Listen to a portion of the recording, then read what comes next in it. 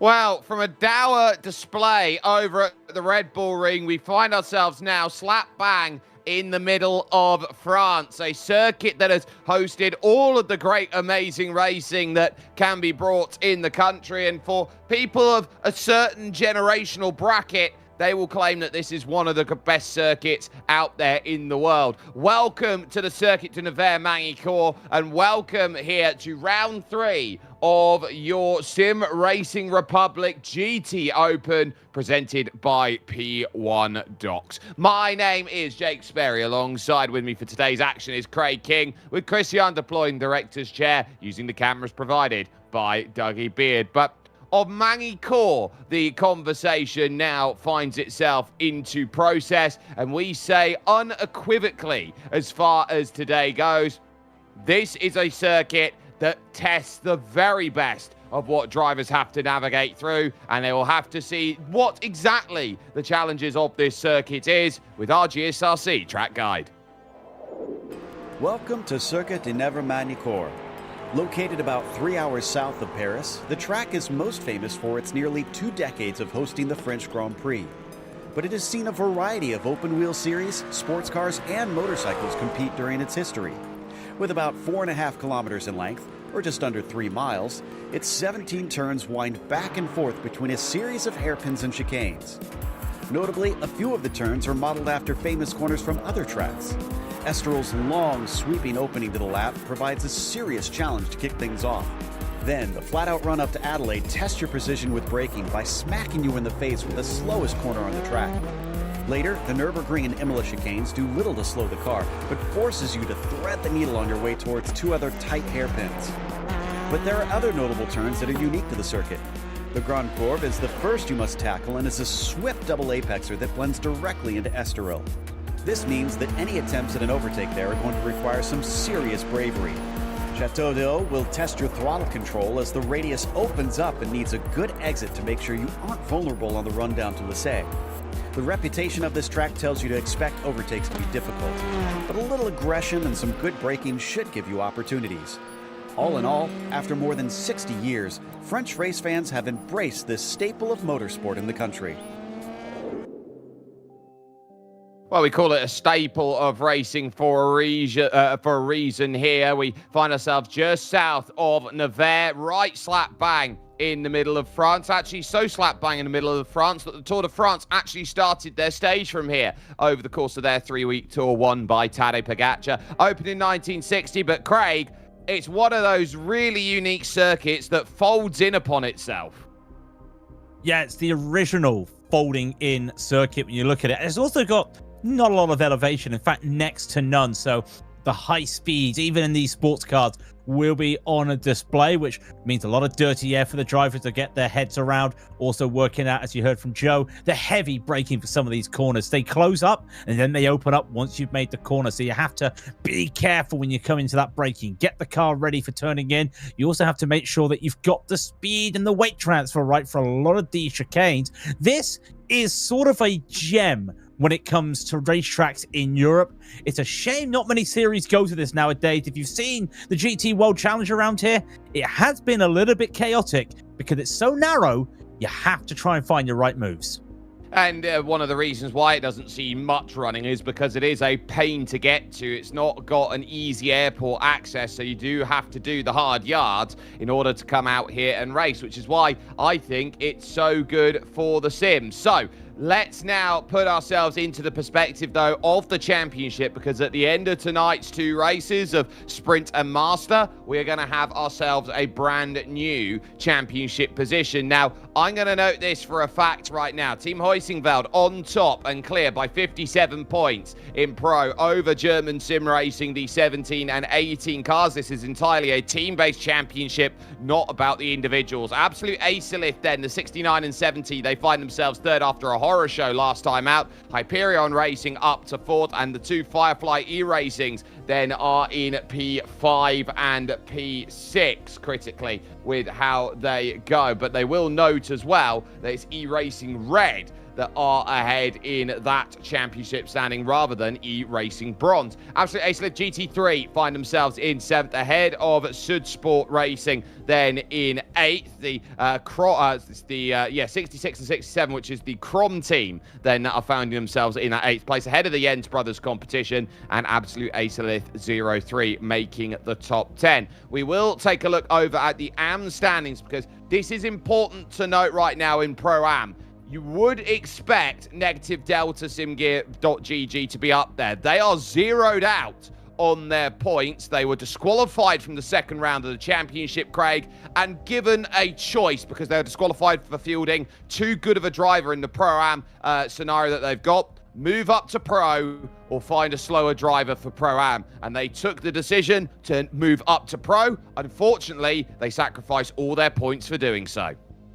It's a tough situation, but it's a situation that had to be addressed, and that's what the league has done. So that gives Firefly E-Racing, the 140 and the 141, the lead of the championship, and their sister duo, the 138 and 139, will be in P2. Right behind them, another Absolute Acelith team with the 169 and 170 in 3rd, and then the 103 and 104 both together in 4th. Jens Brothers competition will be in 5th with their 2 drivers in 106 and 107. Then it's Lion GP in 6th and 7th with the 135 and 136 and the 111 and 112. Negative Delta, as we just addressed, they do have more new drivers there if they need to. They are out there today. They do have that ability, but they, of course, that moves them into Pro. Yeah, so let's just talk about the weather conditions that we will have in a moment with these race details. It's round 3 of 6. This is the sprint race here. Just 25 minutes. No need to make a stop here in GT3 cars right now. And the result is equal to where they will line up then on the grid for the Master. And what will be noted very importantly is they have a custom balance of performance here today. And that custom balance of performance is as follows. Everyone will have some form of ballast in kilograms. The AMG Mercedes has 2, the Huracan has 3, the Corvette's got 4, and the Ferrari and Mustang both have 5. Only 4 of the 5 cars have a power restriction. The Huracan does not. It's a 0.25 reduction for the Corvette, the Ferrari, and the Mustang, and a 0.5% reduction for the Mercedes-AMG GT3 Evo. Right. Grid sorted as they are lining up then for their 1 lap of pace lap they will have around here today. And qualifying is with an AM on top. Now, we note this very well here. Julian Eichenlaub gets it on pole for the Jens Brothers competition, with Jan Senkowski alongside by a 10th and a 3rd. Colin David for German Sim Racing starts this one in that 3rd place, with Velin Vitanov 4th and Ventsislav Raichanov in 5th place for Negative Delta by SimGear.gg. 4th and 5th, a great bit of work from them. Alessandro Vanozzi starts this one in 6th, with Lars Wetzig 7th for German Sim Racing. Your top 8 rounded out by Patrick Schaefer of Firefly eRacing. To our second page, and it will be John Amaya for Absolute Acelith in 9th. Philip Eckert for Firefly will be in 10th. Then it's Pascal Hall down for Sudsport Racing in 11th. Stephen Freiberghaus will be for Firefly eRacing in 12th. Then it's Nathan Deering for Hyperion in unlucky 13th. Magnus Machar will be there for Jens Brothers competition in 14th. Ryan Fruqua will be in 15th for Hyperion Racing. Dominic Nabel will be the other Sudsport Racing car in 16th.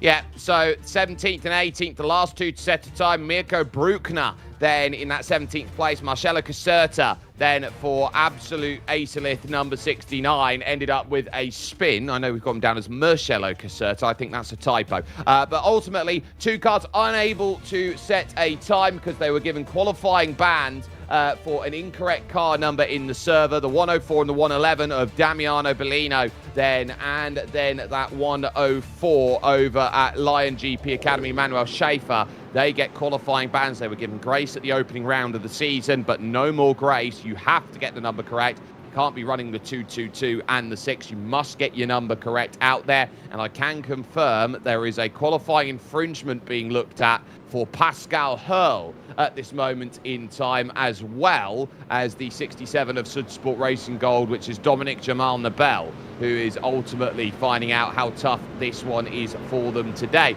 Now, they are racing here very much against the clock because, Craig, I'm going to be very, very open and honest, just like what happened at the Red Bull Ring, there is a front of rain that is looking to come in. It's not going to hit the circuit here in time for the sprint, I wouldn't have thought, but it should threaten in time for the Masters race that will be coming up after this, and we're expecting in about 40 minutes that rain to hit. Yeah, with the first race being 25 minutes, this should just be a drive to the line, and they'll realize this is probably the best sort of racing they'll be able to get. This is where they'll be looking to get the most points. If they realize that forecast is heading forward, that's important. We can't see past the first band of that rain at the moment, but if it was an F1 staple, it's about level 1 rain at the moment. Very light out there, but you keep that going, that could be very tough. And I love this inside out part of the track, Jake. It all just collapses into each other because look how long it just drags these straights now. And they're not really straights when you think you've got the likes of the Nürburgring chicane there, but they're still long enough for you to really start thinking about what you do when you come to that 180. Yep, 180, very tough corner. I know in my childhood, every time I was playing F1 Career Challenge, I went sailing on at 180. I could never get myself slowed down on the brakes. But you then got the Imola chicane that follows along the right-left flick, and how important that is, that leads up to the water tower corner of Chateau d'Eau. And that is going to be a corner that is going to separate wheat from chaff, and the ever-adjusted final chicane of the Lycée. And Craig, it has to be noted as we're soon to gear up for this start, Lycée, what it used to be, was full commitment. Now, it's a heavy overtaking braking zone with a very tough finishing chicane. Yeah, and the chicane is really tight. I think it's even tighter and narrower than the likes of Thruxton. When you think about what Thruxton gives you, think tighter. You do have a little bit of leeway, but it will give you a slowdown. You've got to be careful there, and that's what happens to the driver. Look for incidents there later in the race. They line up then too wide. Julian Eichenlaub will have a worry about everyone who's behind. It's the first time this season that we have seen a Pro-Am line up on pole position. And now the question will be, how good's the start? The BMW pace car pulls into pits, or the safety car as it were, through the final chicane. They can't go till the drop of the green flag here, and they have to wait. There is the drop of the green flag, but they have been told they must wait for the start line before they go. This will take time off as the green drops in full, and we get ourselves underway. Very aggressive there from Absolute Acelith as they head through turn 1 for the first time. Over to Estoril here at turn 3. Angle on the inside then as it looks like Jan Senkowski is going to have a real big scrap with Colin David, trying to hold gold around the outside. All about drive off the exit. Over to Golf and Adelaide then for the first time. Icon Lauber's got his clearance, but it's Jan Senkowski who's having to play defense. 1, 2, 3 for the Germans. 2 Bulgarians just behind. There's Senkowski right now, just looking calm as anything in that Ferrari as they jam on the brakes. 3 wide in the middle as they go through. 4 and 5, it's going to be a big accident.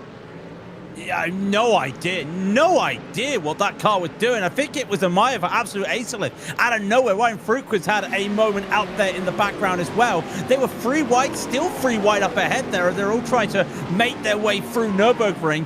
No idea what was going on. That's definitely going to be looked at. Already noted, Amaya came in like a wrecking ball when they were already 3 wide for that tough hairpin. They were. Ryan Fuqua turned around as well for Hyperion. Certainly won't help things out. And it is noted as well that car 18, which is German Sim Racing Red, is also under investigation here for qualifying infringement out there. There's Velin Vitanov now promoted up to pro. Big issue in the back. Lars Vetzig. Then it's around for German Sim Racing Cyan. So that's trouble for the 17. That's having to basically reverse back and find a way to get the power out of the gravel and then back forward again. He'll be behind Magnus Marshall down at the back of the field. So really disastrous then for the Eagles then of German Sim Racing. They are not going to be too pleased about how this opening lap has gone, but Icon Laub, your overall leader here, 3 seconds in his category, and in this heat, Senkowski leading his class right now over Colin Davey. And all Jan's going to have to do is just keep that gap. Remember, this is the sprint race format. They'll need to try and get as much as they can when it comes to points. And that's what they're looking for. That's why we're having probably a little bit of drama in the background out there, and did see a couple of drivers having moments out there, but the leaders now keeping it clean. And this is where the tyres will have started to just heat up a little bit. Meanwhile, Schaefer getting past Pascal Hull as well into Adelaide. And, well, it works. But like we were saying earlier, it opens up after being so tight there. So you have to be careful to make moves. And that's why we saw the incident earlier on. Hull through all that dirty air before you come to the 180, sorry. Well, I think he'd be hitting 100. That's me in darts. He's just not having a good time. Yeah, I think he's got 80 more deliveries to go and play with rather than playing in the 100 right now. But Pascal Hurl at the moment, Austrian driver, and he's representing the national team of Red Bull. Look at this a little bit further back. Dominic Jamal Nabel here as they fight up. Mirko Bruckner. Oh, there's only just enough room there. Imola. Steven Freiberghaus there just in front, runs deep, and this will be the chance. Freiberghaus then is going to lose 1 and potentially 2 off the exit of Chateau d'Eau. Dominic Jamal Nabel did not have a good time over in the Red Bull ring, and he now gets the drive that he wants, the clearance. They'll now have a fight on the brakes down into the Lycée, and I say, good move there by Dominic Jamal Nabel. Had to make it work, though. Had to be careful when making those work.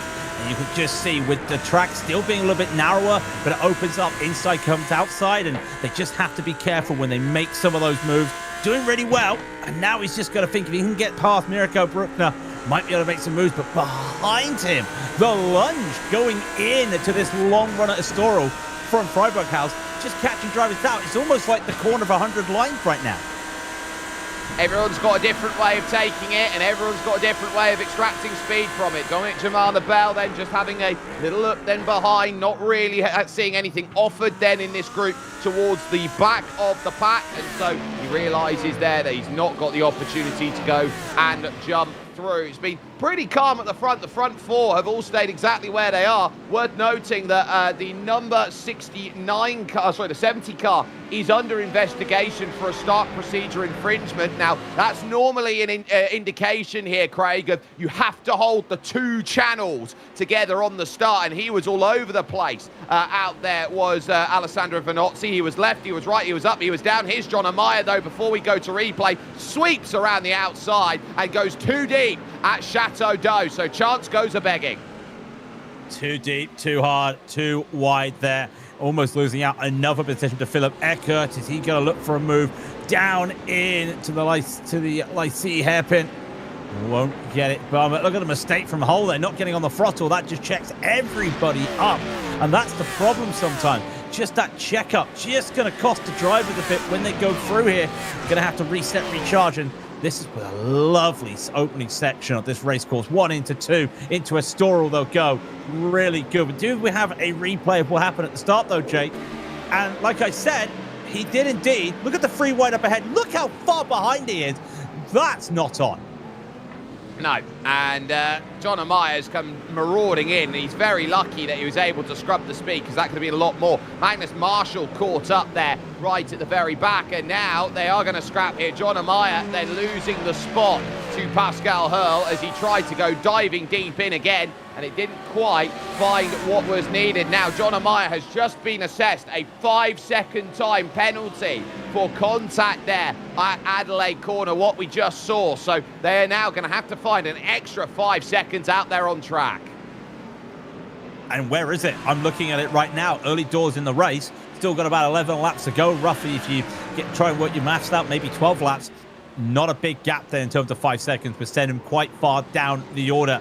So going to need to be a little bit more careful out there. He won't be told that yet. I'm pretty sure some will have told him. And like this driver, who's probably been told that the cars behind you is Vitanov, and he's actually battling you this time. No longer a pro-am, he is a pro driver.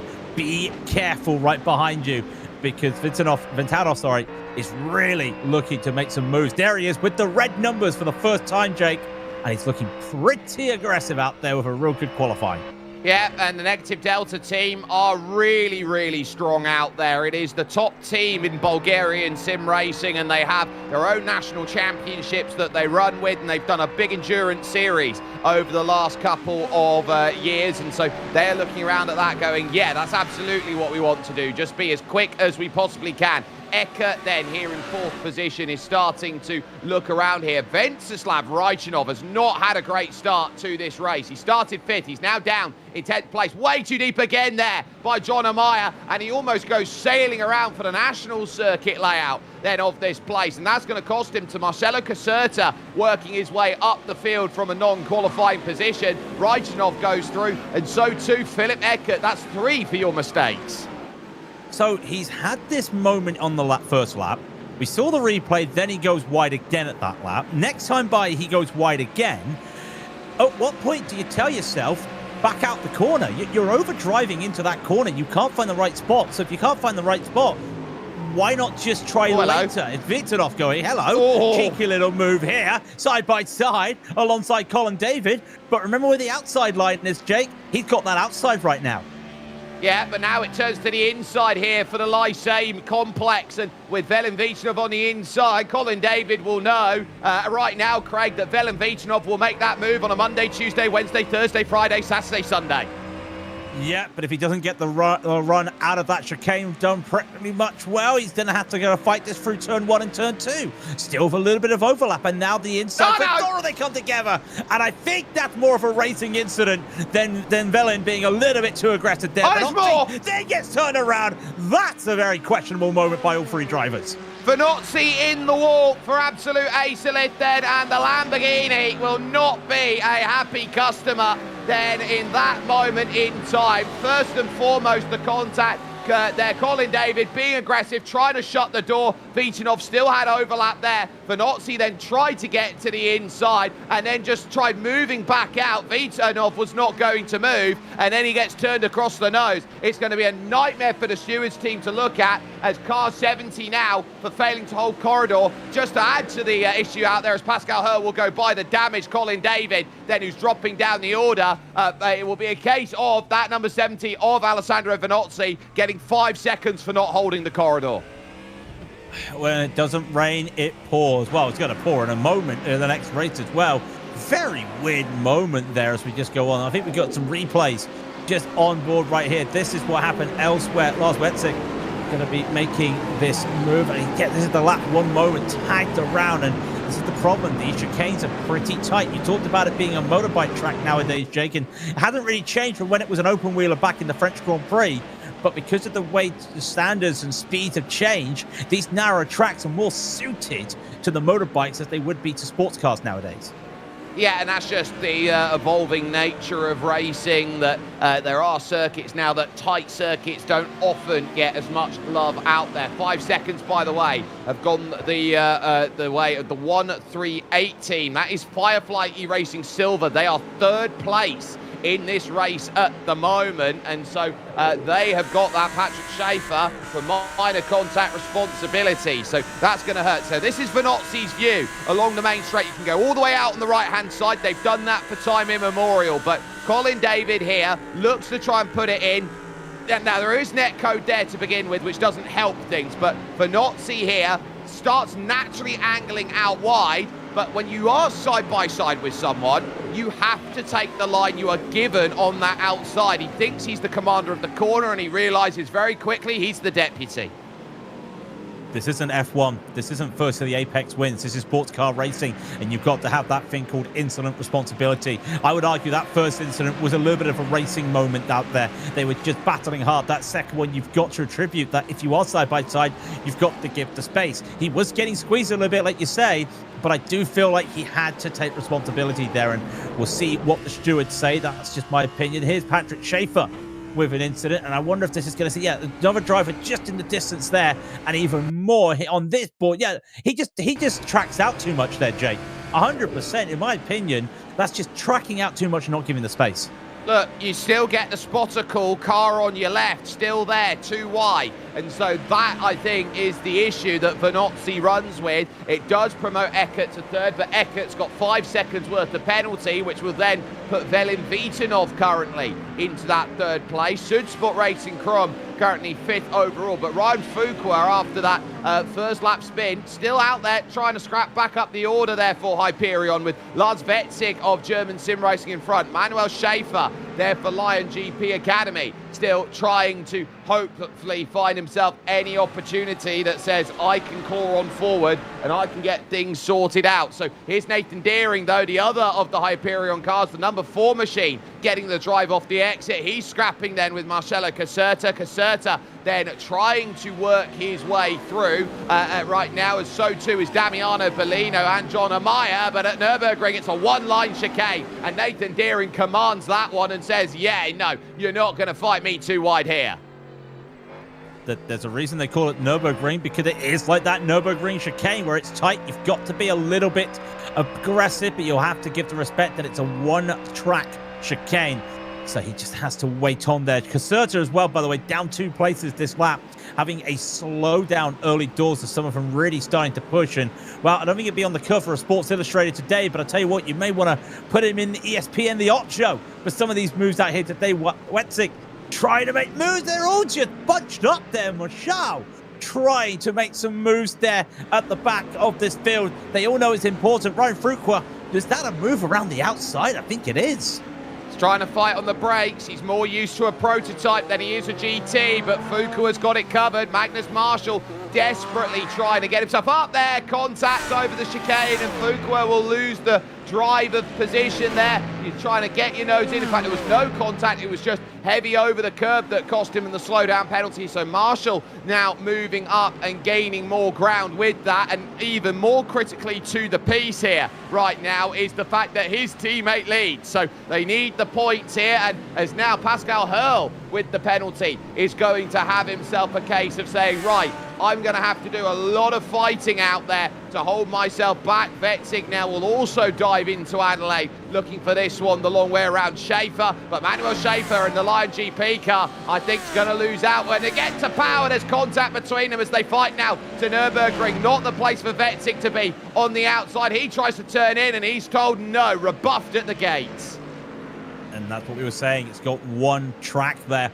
Have to follow that line, and he was so unfortunate there. Schaefer will just take that position away and close that door as much as he can. Good point position for these drivers, even at the back of the field. Every point helps, because points mean prizes. Philip Eckert would love to get more points as well, but he's not around any of his other drivers in the championship right now. He's got some pros in front. Pascal Hull right there as well. He's got Rachenov as well right behind him. So he's just having to keep this car clean, keep his nose dry, Jake, because he knows he's not bubble racing, but in terms of his category, There's no one around. You just need to keep it safe.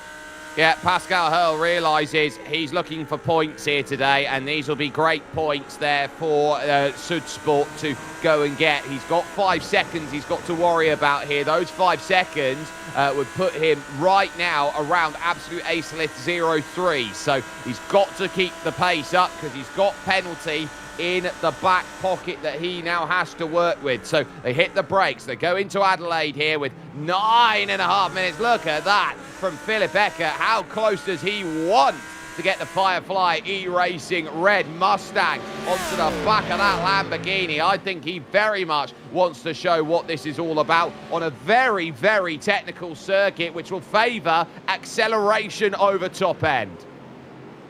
Yeah, and I think you also have to rely on a little bit of mechanical grip through some of these corners as well with this track. So that's going to be very good. Do I see the 170 having issues out there? I do indeed. And Maya's gone around, and there's a lot of moments out there. Has he done that on his own? He has done that on his own. That's a rarity through the 180. Well, Jake, you said that you always struggled with the 180. I think Amaya's going to join you. Amaya's just done a 180 at the 180, and I think the reason why is that there is gravel on the outside as you go into the 180. Look at all of that deposit there. He's fighting on the limit of grip, and then just as he tries to get that to transfer around through the mid-corner, the rear just lets go and says, look, you don't have enough aerodynamic grip to keep this car planted to the floor. You are going to spin around because you don't have enough mechanical grip to do it just on the mechanical grip alone. So the difference there, staggering in terms of what that spin does. 8 minutes 20 to go, and I'm going to put it to you like this here, Craig. Jan Senkowski has not lost yet this season. He's currently on course to lose to a Pro-Am.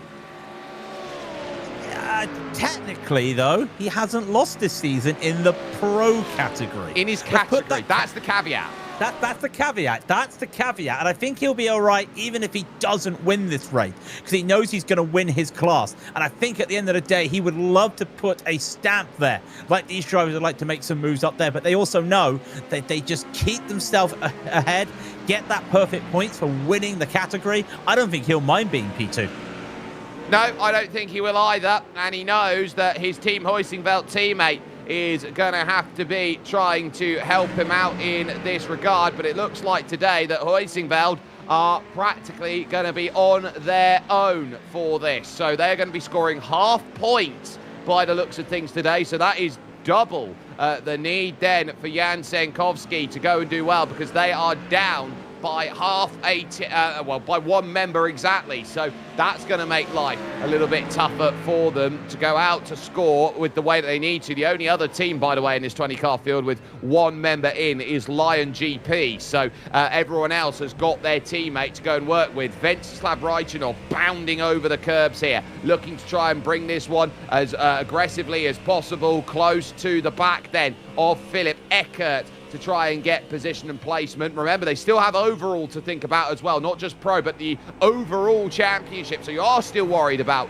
who starts scoring here from the pros, pro-ams out there, or the pros that are making moves around you. But for the moment, I think this is a ploy of try and get yourself to the end game. As far as things stand, I am really liking the way that this patience is being played on the back of Pascal Hurl, but you can't stay patient forever or old Father Time is going to win the race, and he's undefeated. Yeah, but old Father Time would like a little bit of a break at some point, but this is good from Pascal Hurl to just hold up, because as long as he's got Eckert behind him, he's not too worried because Rashanov is not making the moves. What about the German sim racing team? What can Lars do out here as well? Would love to get a position up here. He's got Manuel Schaefer right in front of him for Lion GP. This is the important points at the end of the day. He's going to go for the move in the 180, but it just opens up a little bit. That's the dog flap open, but he's now going to have to do it around the outside going into turn 10, and I think he's got the move before they head to Nürburgring.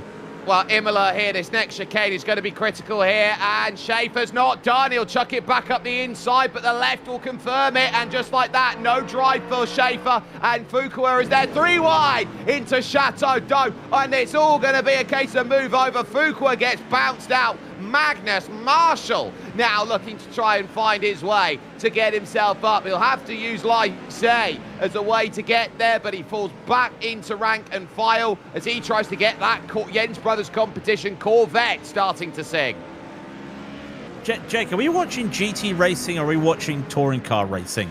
That was very bumpy there from all drivers. There was never a gap there, I feel. Probably a little bit aggressive there from Marshall to make that move, and you won't make friends. There's nothing there that's worthy to make a protest about, but you won't make friends doing that. And speaking of the incidents, remember that incident we were talking about earlier on with the 18, the 81, the 70? Racing incident on all boards, and I think that's a fair assessment of the situation. We want hard racing, but we don't want to start seeing bumper cars like we just saw. No, and it's how you draw the line in this style of racing. Hard but fair, I think, is the way that you have to do it. And I think the way that they're racing out there here, this SimRacing Republic GT Open, this sort of has a feel of a modern DTM vibe. I mean, with a lot of German drivers, you could say yes, definitely. But no, it does have that feel of this is really that DTM style, that little bit of elbows out, but elbows out with the elbow pads on, lads, type driving out here. You've got to give that credit to them. But again, we had seen that incident at the start of the race. Sometimes those elbows do come out. It's like AJ Styles taking it off when he goes for the phenomenal forearm. Nothing phenomenal except for this man who's got a commanding 3-second lead over Jan Santowski. Okay, Unk, back to bed, retired wrestlers and all that. But for the moment, Icon Laub, yes, you are absolutely correct. He has got a wonderful gap of 3 seconds over Jan Senkowski, who realises he himself has the gap over Patrick Schaefer and Velin Vitanov. A damaged Velin Vitanov with the fastest lap next to his name. Now, fastest laps don't often mean too much in the context of racing, but let's put it to you like this. Pole position is 1 point out there, so we know that Icon Lab's got a point. Fastest lap in the master category is 2. So if you get one here in the sprint, doesn't mean anything, but it sets you up to say that's the pace level I can hit and you need it in the master. And Jan Senkowski, to be fair to him, is having to work hard on that steering wheel. Look at the way he holds there, the likes of the flappy paddles there on the back, very karting-esque. You see, I'm not looking at the paddles, I'm looking at the face. That's not a relaxed Jan. And we know what he's like. We know how he can be. He's really having to work at it. Look at it. He's even looking down at his wheel, checking Delta. He's checking everything. Look at it. Goes over, checks the black box. He really has to work for this today. This is something you rarely see from this Husqvarna Ferrari. I'm really surprised to see even the work there as he goes for the final chicane. He is not comfortable today. No, and he's got 2 more laps of it to try and bring it round home and say, look, this is what we've been able to manage out there here in the dry. You can only imagine how much wheel work here, Craig, they'll have to do when the rain comes in the Master. Oh, let's not talk about that until we get there. It doesn't look like it's going to be a lot of rain, but it looks like it could be enough to make an effect out there, as this is another driver who would love to make some time up. He's trying to hold a P2 in the Pro-Am, Patrick Schaefer.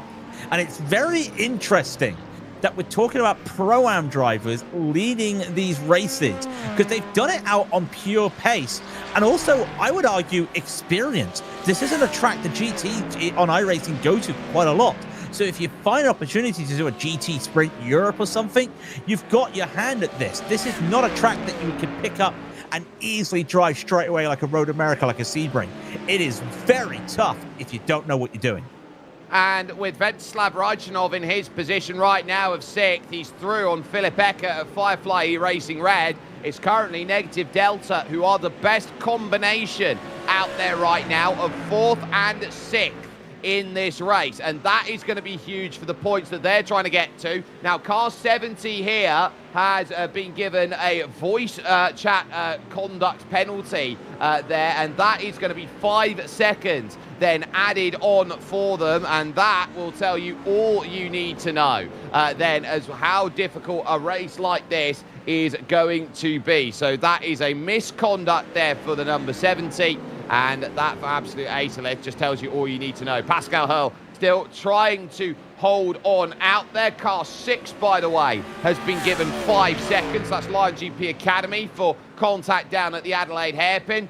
And 2 warnings have been given for ignoring steward's instructions, but a penalty of 5 seconds has gone the way of Colin David in the number 18. So German Sim Racing Red, when it rains, it pours. They are a lap down at the moment. They're now a lap down plus 5 seconds here. I don't think it will make too much of an issue, as Hull has to defend against Reichenhoff right here. And this is important. This is for the last step of that pro podium. I think he's trying to emulate a little bit of a Max Verstappen as the final lap comes in. Oh, Vitanov's off. Be careful. Vitanov's off. Vitanov's gone. Vitanov off, and that's a Nürburgring chicane, and that might cost. It was all on his own, and look at where he rejoins. He'll be behind all of them here at this moment, and he spins in the gravel, half sliding the gravel, brought back onto the circuit. So he's going to have a lot of work to do. Hurl up to second in class now as far as things go, but we've got to go to the front, because what a crowning achievement it is as we head up to Chateau d'Eau, because you never expect a Pro-Am to beat all the pros in qualifying, let alone go and convert it here in the sprint. Julian Eichenlaub, the Jens brothers are in full flow of win here at Magny-Cours. Huysingveld second, Firefly take third for 4th place overall. Firefly will turn around and see in front of them Sudsport and Negative Delta, but remember the 5 seconds of penalty. And that's the pain. The 5 seconds is just going to cause a lot of things. Pascal will be happy with that result at the end of the day, but that's a chaotic finish to the race. Last few drivers just getting across the line. It's the Jens Brothers 107. What can Marshall do? Can't get far, but I did see another spinner later in the lap, and I think it was one of the Hyperions that had issues. But here's Colin David. Not the race he wanted with all those penalties. It's Ryan Fuqua for Hyperion Racing, number 5 car that has gone around with Lars Vetzig also going around down there at the 180, which has proven to be difficult. This was Velin Vitanov, though, as he looks to try and tip it in. Oh, he's just caught the anti-cut curb. All shades of wrong there, Craig. The last thing you want to do is just be a little bit aggressive and push hard on the last lap, but what could he do? He was trying to look for that opportunity. Did not happen for him. Right, let's get confirmation of result by category out there, because although it's not a victory overall, it is the matter of fact that is brought in that Team Huysingveld are top of their division, and they managed that one then ahead of Pascal Hurl and Ventislav Reichenov, with Velin Vitanov then in that 4th place ahead of Nathan Deering's Hyperion racing car and Marcelo Caserta for Absolute Acelith. These results not with penalties applied. Sudsport find themselves with their 2nd car in 7th in class, with Lars Vetzig in 8th. There is something under investigation between them and Ryan Fuqua after they both tried to rejoin to circuit. He's 9th, with Colin David then in 10th, and Alessandro Vanozzi then in 11th, and getting a 5-second penalty with a voice ban then that has gone through using the radio incorrectly. Over to Craig then with Pro-Am. What a day for them. Eichenlaub gets the victory in Pro-Am, finishing in 1st. Patrick Schaefer will be for Firefly in 2nd. Philip Eckhurk will be there for Firefly as well in 3rd. Bellino for Absolute Acelith will be in 4th, with Freiburg House in 5th for Firefly. And it's another Firefly driver with Mirko Bruckner in 6th. John Meyer went bowling, finishes in 7th for Absolute Acelith. Manuel Schaefer for Lion Academy will be in 8th. And Jacobs, I'm just looking down this order with Magnus Marshall for the Jens Brothers in 9th. I see some rain on the track. I got a little bit distracted.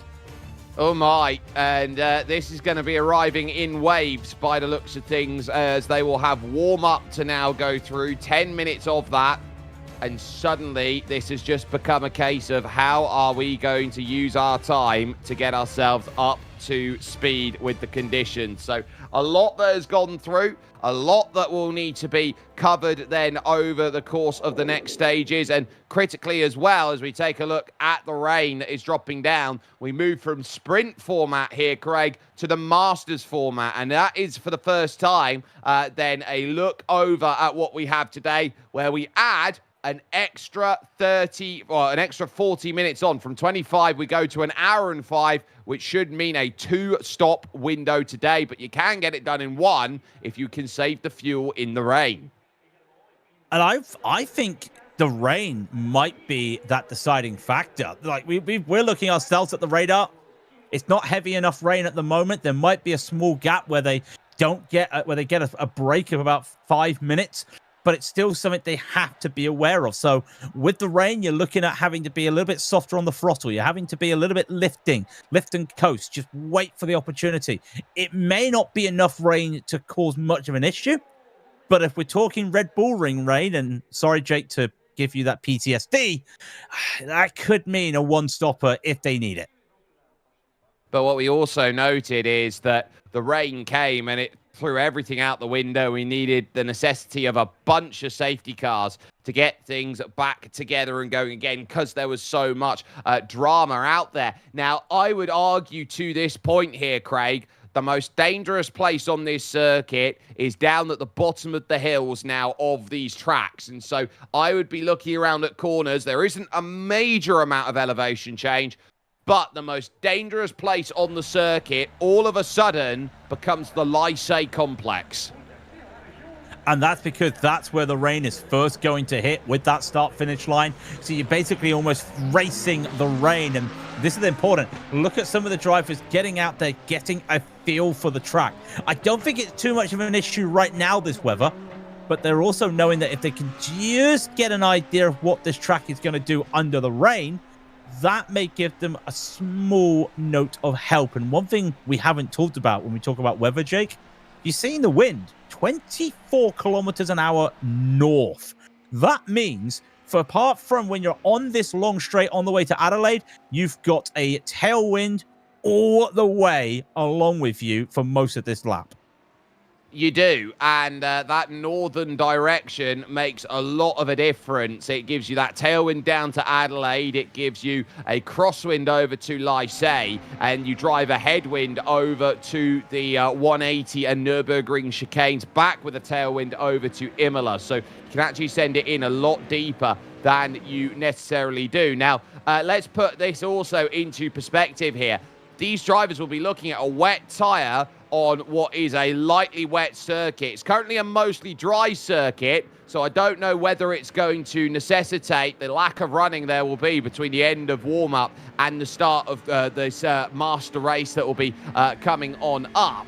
I am not sure here, Craig, whether that will necessitate everybody to start the race on a wet tyre, or whether some will feel like they can gamble the early conditions on a slick, which could technically be the faster tyre. Well, precipitation right now is less than 3% in the air, so it's not heavy. This feels like the rain that we need, and in this heat wave, and then it comes and you've got nothing. There are a few drivers out there testing the wet tire, but if it's light rain, the track's going to keep a dry line pretty quickly, and these wet tires are going to struggle. This is one of the wet tire runners right now, as Caserta's just trying to get some laps, warm the tires up, and let's see if he's able to utilize it, because the moment you start getting dry patches on a wet tire, you lose the speed, you even lose the ability to get some steering in there. But I don't hear or see any understeering at the moment. Maybe there, but it looks like a wet tire isn't too much off the pace at the moment.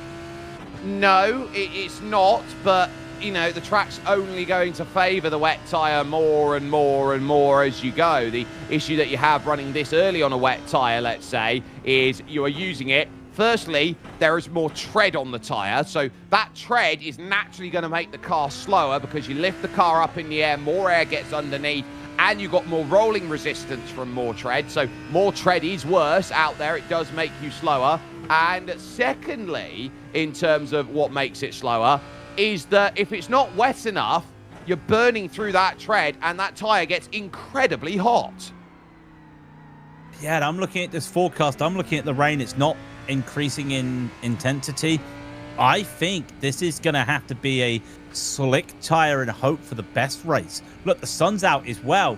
That's going to put some heat back onto the track. I feel, even though the track's gone down to 20 Celsius, that's about 68 Fahrenheit for those in America, I don't think this is a wet track. And in fact, some of these drivers who are now setting lap times, like Jan Tentowski, he's in slick tyres. And did he just overtake somebody who's driving on a wet tyre? That was Nathan Deering on an outlap in wet tyres. And you could see a little bit of concern here. Be curious to get the wet times in a minute, Jake. I reckon they're going to be half a second to a second slower.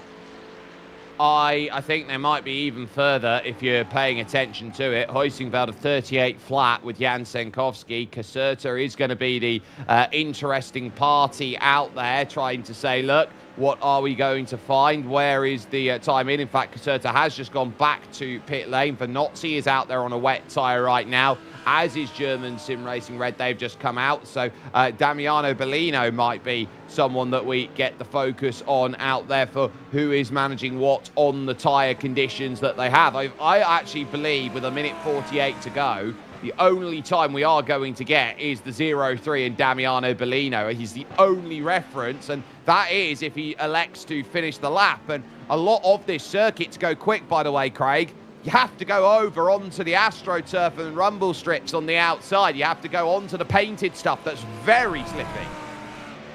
Oh, that would be terrible. Would it be terrible? You never know. That could be a problem out there for some of these teams, some of these drivers. They want to open up these corners, utilize as much of the gap as they can, as much of the space as they can. But again, I keep looking. This is rain, not a lot of rain, and I don't even see spray. That's actually an important factor, Jay.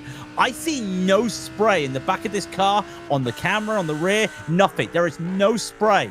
That says to me this is not a wet track. Is he going to finish this lap? He's struggling through the final complex. He'll come across the line. Oh, this is not wet tires. That's a 46-1.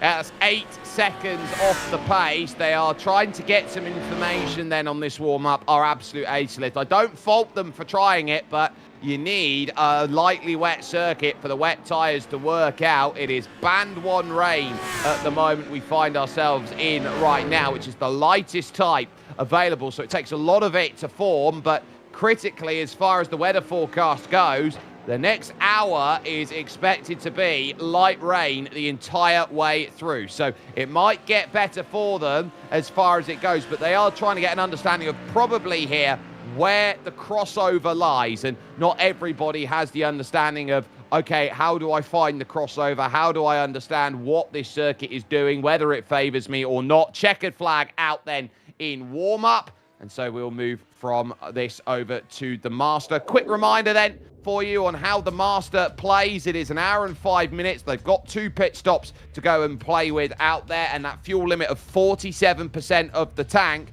in dry is 2 stops, but most likely we're expecting that to be just a 1 stop, because also safety cars could prove to be an important balancing act here with this custom balance of performance. The rain has followed then into the Master, as it did a few weeks ago now over at the Red Bull Ring, but they will grid up exactly how they finished in that opening race, which means Julian Eichenlaub once again will be on the front row with Jan Senkowski for company for Team Huizinga alongside. Firefly E-Racing then will go from 3rd, with Sudsport Racing then in 4th place. Negative Delta by SimGear.gg are 5th and 7th, with Reichenov ahead of Vitanov. Philip Eckert is there in 6th. Nathan Deering for Hyperion, the number 4, in 8th.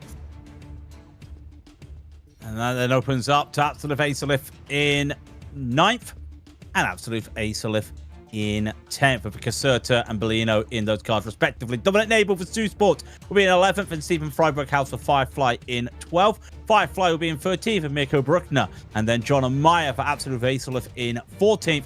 Manuel Schaefer roaring ahead there in 15th for Lion GP, with Magnus Marschall for Jens Brothers in 16th. And then over the pace for the final 4, that will line up with various degrees of what they have to do. Lars Vetzig and Ryan Fuqua, who are currently under investigation right now for their incident at the end of the sprint race. They are 17th and 18th. Colin David back there for German SimRacing in 19th. And Alessandro Fanozzi there for Absolute Acelif, number 70 there in 20th position. They will have a lot of work to do. And I am looking around the entire grid right now, and the track is very lightly wet from the lack of running. Everybody at this moment in time has decided to go onto a wet tyre out there. I'm still waiting for Team Huizinga to get onto the grid, because they are the team that is turning around and saying they are the only team on a set of dries. This could be interesting. In fact, I'm just looking. Is Jan the only car on dries. In fact, his teammate hadn't even gone on to. Well, he doesn't have a teammate here, isn't he? Yeah, I was going to say he didn't have a teammate this week. What am I talking about? He's on dries. What does he know? Does he know how to drive this track? Well, you and I, Jake, we both know what some of these top drivers do when we come to wet races. We saw it in the Spa 24 on iRacing. These drivers are able to make advantage in these conditions to really push, and his time was good. And if he can just hopefully hope that there's no puddles forming on these corners, I think he feels comfortable here in P2 on the dries. Yes, but he's got to hope that track doesn't cross over very quickly out there. And secondly, he's got a full pace lap to do at Magny-Cours. And look how aggressively that Ferrari 296 is weaving about even this early on here in the pace lap. He is desperate to keep tyre temp. This feels, I go back to Spa, this feels like the World Endurance Championship when it comes to, lovely, actually, no, I love that. Let's go back to that full screen for a moment, because look at all this work he's having to do to warm these tyres up. Just absolutely left and right, left and right, left and right. The other teams will be doing the same thing. They don't need to be as aggressive as Jan because they're on wet tyres. They're going to be fine. But a cold track, Jake, it's 19 Celsius right now, the track temp. The track isn't getting wetter. It's just a constant mizzle, a constant drizzle out there. And I think that's going to cost Jan. This is going to be an important opening lap for him. It will do, and what will also be important is the fact that even at these slow pit lane speeds that they're running about 60 kilometers an hour, you can see water kicking up then going through past the dive planes and onto the rear then that is there through the likes of the exhaust systems that they have there down at the bottom. I mean, this will give you a really good sense of how much work that Jan Senkowski is trying to do right now. And even at these slow speeds, there is an element of standing water out there on the circuit. They are not going to see that clear, but I think he's riding this out going, well, if I come in early, make my pit stop go to a set of wet tyres, if there is an early safety car, I might be in the absolute perfect position to get a fresh set of wet tyres, get the track position, and then go absolutely full bore at it in the second half of the race. I think that's where they are sitting back and saying, hey, look, this is what we kind of want our day to be, and this is what we need to be finding out time and time again. It is also a reminder here, ladies and gentlemen, that also partnering here with your lovely SimRacing Republic GT Open then is going to be LE Academy, which is run by Leon Erger, then who has raced in the ADAC GT4 Germany in 2023, and so he is looking at building that pace from sim first to reality, and there is opportunities out there to go and get yourself booked and get yourself in and involved then with all of that. So as far as they now line up, run through the lovely Imola corners then and up into Chateau d'Eau. This is what we're talking about. It's this climb up the hill and it's back down the other side, which creates the nightmare down at the Lycée. This is where you will get all of the water pooling first rather than anywhere else out on circuit. And they line up double file. It's one thing to be quick in the dry. How is Julian Eichenlaub going to be in the wet? Are there going to be any worries in these wet conditions for the likes then of Jan Senkowski on a dry tyre and panicking that maybe these might not be the conditions he necessarily wants? Pace car then drives into pit lane, and so with the safety car dealt with, now is the time of content. They have to wait for the start line to go, even though the green flag has dropped. They've got to wait for that point which says, hey, look, we can now go for it and stamp it down. There we go. We're underway then here for an hour and 5 around this Magny-Cours circuit, and immediately sweeping around is Jan Senkowski. Look at the way he pulls off away from absolutely everybody, and it's also going through Pascal Hurl up into second place. What a lightning fast start that was. Do you think the tyres are working? We got a spinner. Deering's gone around in the background as well. That was a little bit of a meeting of the mind. Free wide again as well from some of these drivers, and I would not want to be Marcus Marchal right now. He is the meat inside a German sim racing sandwich. There's the free wide in the background. You'll see everyone gets around, and I'll tell you what, that gap's now a second for Sentowski.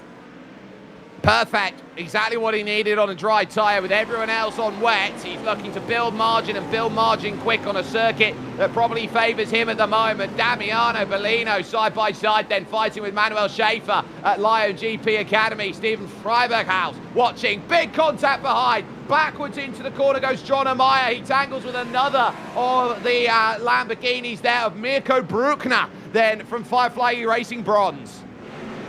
And it just feels like it was just immediate in the mind again, trying to squeeze a driver. We'll look at that later on. He'd have to go and make a recovery drive. What about the negative Delta drivers?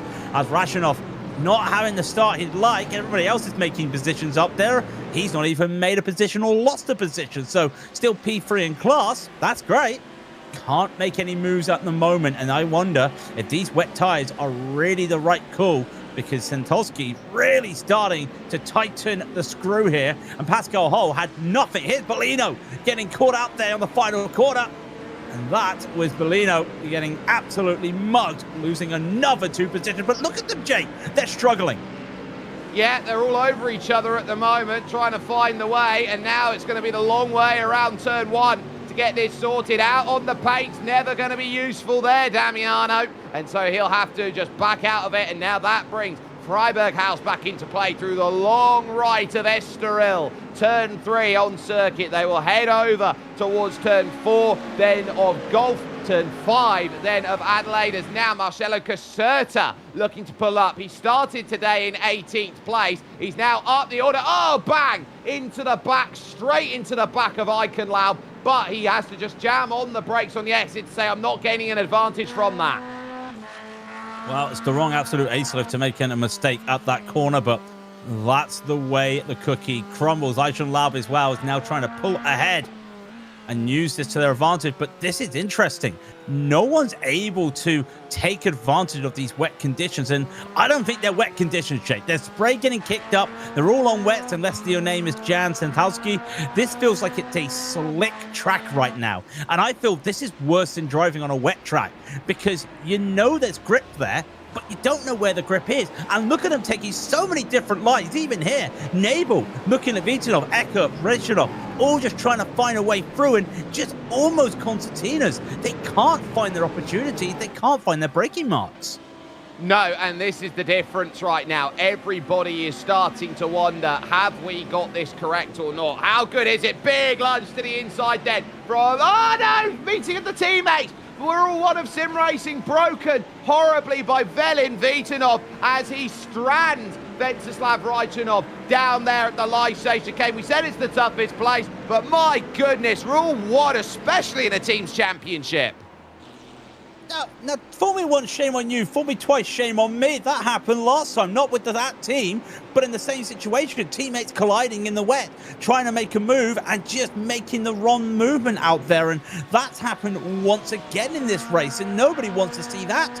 And that's absolutely not what you want to talk about afterwards in the race. I've been there when a teammate hit me in an endurance race. You don't like it. You don't talk to them for a while. Caserta's made amends after that moment last time through Adelaide. Gets out on Eichenlaub. Eichenlaub then is really dropping back. He's already backwards into 5th place from a starting position of pole. And that, I think, gives you the indication of where we are. Still on a very lightly wet track. It's all going to rain from here. There is green band rain on the horizon. Let's take a look as well at what happened on the opening lap. This was John Amaya then finding trouble with Lars Vetzig. So that's the initial contact, and then that sends him then into the Firefly iRacing Lamborghini, who's just there for a good time and doesn't get a single good time from that at all in Mirko Bruckner. No, I don't think you want a good time in the wet. Who want to be singing in the rain right now? They want to be racing in the rain. That's what Wetzig's doing right here. He's got his teammate in German Sim Racing behind. They're not the same team in the championship, but they're still battling on, and a good launch out of that hairpin at Chateau d'Eau, looking to take advantage of the lack of grip there from Freiberghaus. They'll head down to the complex. Easy on the brakes. They get it. And I told you, you said, Jake, there's a green rain on the horizon. I think that's going to be here for the end of the race. I don't think that's going to be here for another 40 minutes. No, and the key as well, as I will correct you, they are teammates here for this championship, Colin David and Lars Vetzi. They're just repping the different colours. Damiano Bellino will know, okay, we've got to avoid that late rain here and drive as quickly as we can. But the gap at the front now by category is about 5 seconds. Here already we have seen the difference makers then that come on through, and now here comes a good run behind Manuel Schaefer here, because suddenly Bellino under threat from Vetzi, trying to start marauding this one through. Look at the way that the spray starts kicking up here as they hit the brakes. They look for the right hand corner, and there we go. They're all going to dive in now looking for it. That's brave then from Colin David, as that was ultimately Freiburg House into the back of Lars Vetzig, saying, you know what, I'm going to get in, but suddenly 2 Eagles have soared by. Yeah, and oh, no, you got to turn in. You can't turn in with the car side by side with you there. Freiburg House trying to make that move through that quick chicane there, but not getting anything done at Nürburgring. We'll have to reset the car and recharge, and this is important for the race. Talking of importance, Jay, remember we were talking about the dry to wet question. Well, Tim Hoetgenveld's the only one on dry tyres. They're a second and a half faster last time out than anybody else. Everyone tripping over themselves at this moment. Bellino looking to try and get some moves out here. 104 would love to get moves done. And this is the problem. Because it's wet now, every line is doable, Jake. That's why we're seeing a lot of side-by-side. And you also got to remember, these drivers can't just jump on a dry tyre, because they would have done no practice of how wet these conditions are. It's about how much time would you lose out there if you had to do so. If you're going to make that decision, you're not going to need to do that one until the pit stop. Lars Vetzig around at the final chicane, and ultimately that is going to drop German Sim Racing a mile back in terms of placement. Had the opportunity to make a move, but the car in front was just getting bogged down. Oh, Schaefer's just gone around. Schaefer's had a moment out there as well, and he's done that out of a stall. In fact, he just lost the inside of the car. The nose went on him. He was lucky enough. I think he's done that by hitting the white line. I think the painted lines are starting to get a little bit slick out there. Some are racing paint and grippy. Others are very, very slick. It is a case of who's who. Raichanov will take a look at this one. Diving down the hill. You can't avoid that. You just can't avoid that there. Well, I know it's a Sunday, but I think you might be owing your driver a drink. I think that's the only thing you have to do in that situation. That's not, we talked about it, not what you want to do. This is what Nabel wants to do. On Eichenlaub gets that move done. And for Julian, I wonder if there's any damage on that car, because he's going backwards after that start. Not where he would like to be. And that allows Nabel to make the move. And behind him, just a bunch of Pro-Ams. He has to look forward now, because Vitanov is right in front of him, about 2 seconds up the road. This is crucial right now in the rain. Well, I would say this is all about confidence, and Eichenlaub is not confident in the rain here, with Philip Eckert watching back there, third in class. Damiano Bellino there as well. This was Schaefer's moment, so you can see through Estoril here, he's just trying to get himself to turn in, and as he gets on the inside, he may have just strayed onto that white line. The back steps out, and the gravel, it's almost like there, he's just dipped the tyre in the gravel or smacked the DRS marker board there, and it's put him back to straight. Yeah, gravel was lucky for him there. It can usually just grab you and big off throw you Eckert out the back. And Eckert's now had a moment out there as well. Firefly Racing, not where he wants to be. Losing a position out there. And he's done that, but just forgetting, realistically, he's understeered. No, he's done the same thing, Jake, but at turn one. Just rode too much of that curve in the wet.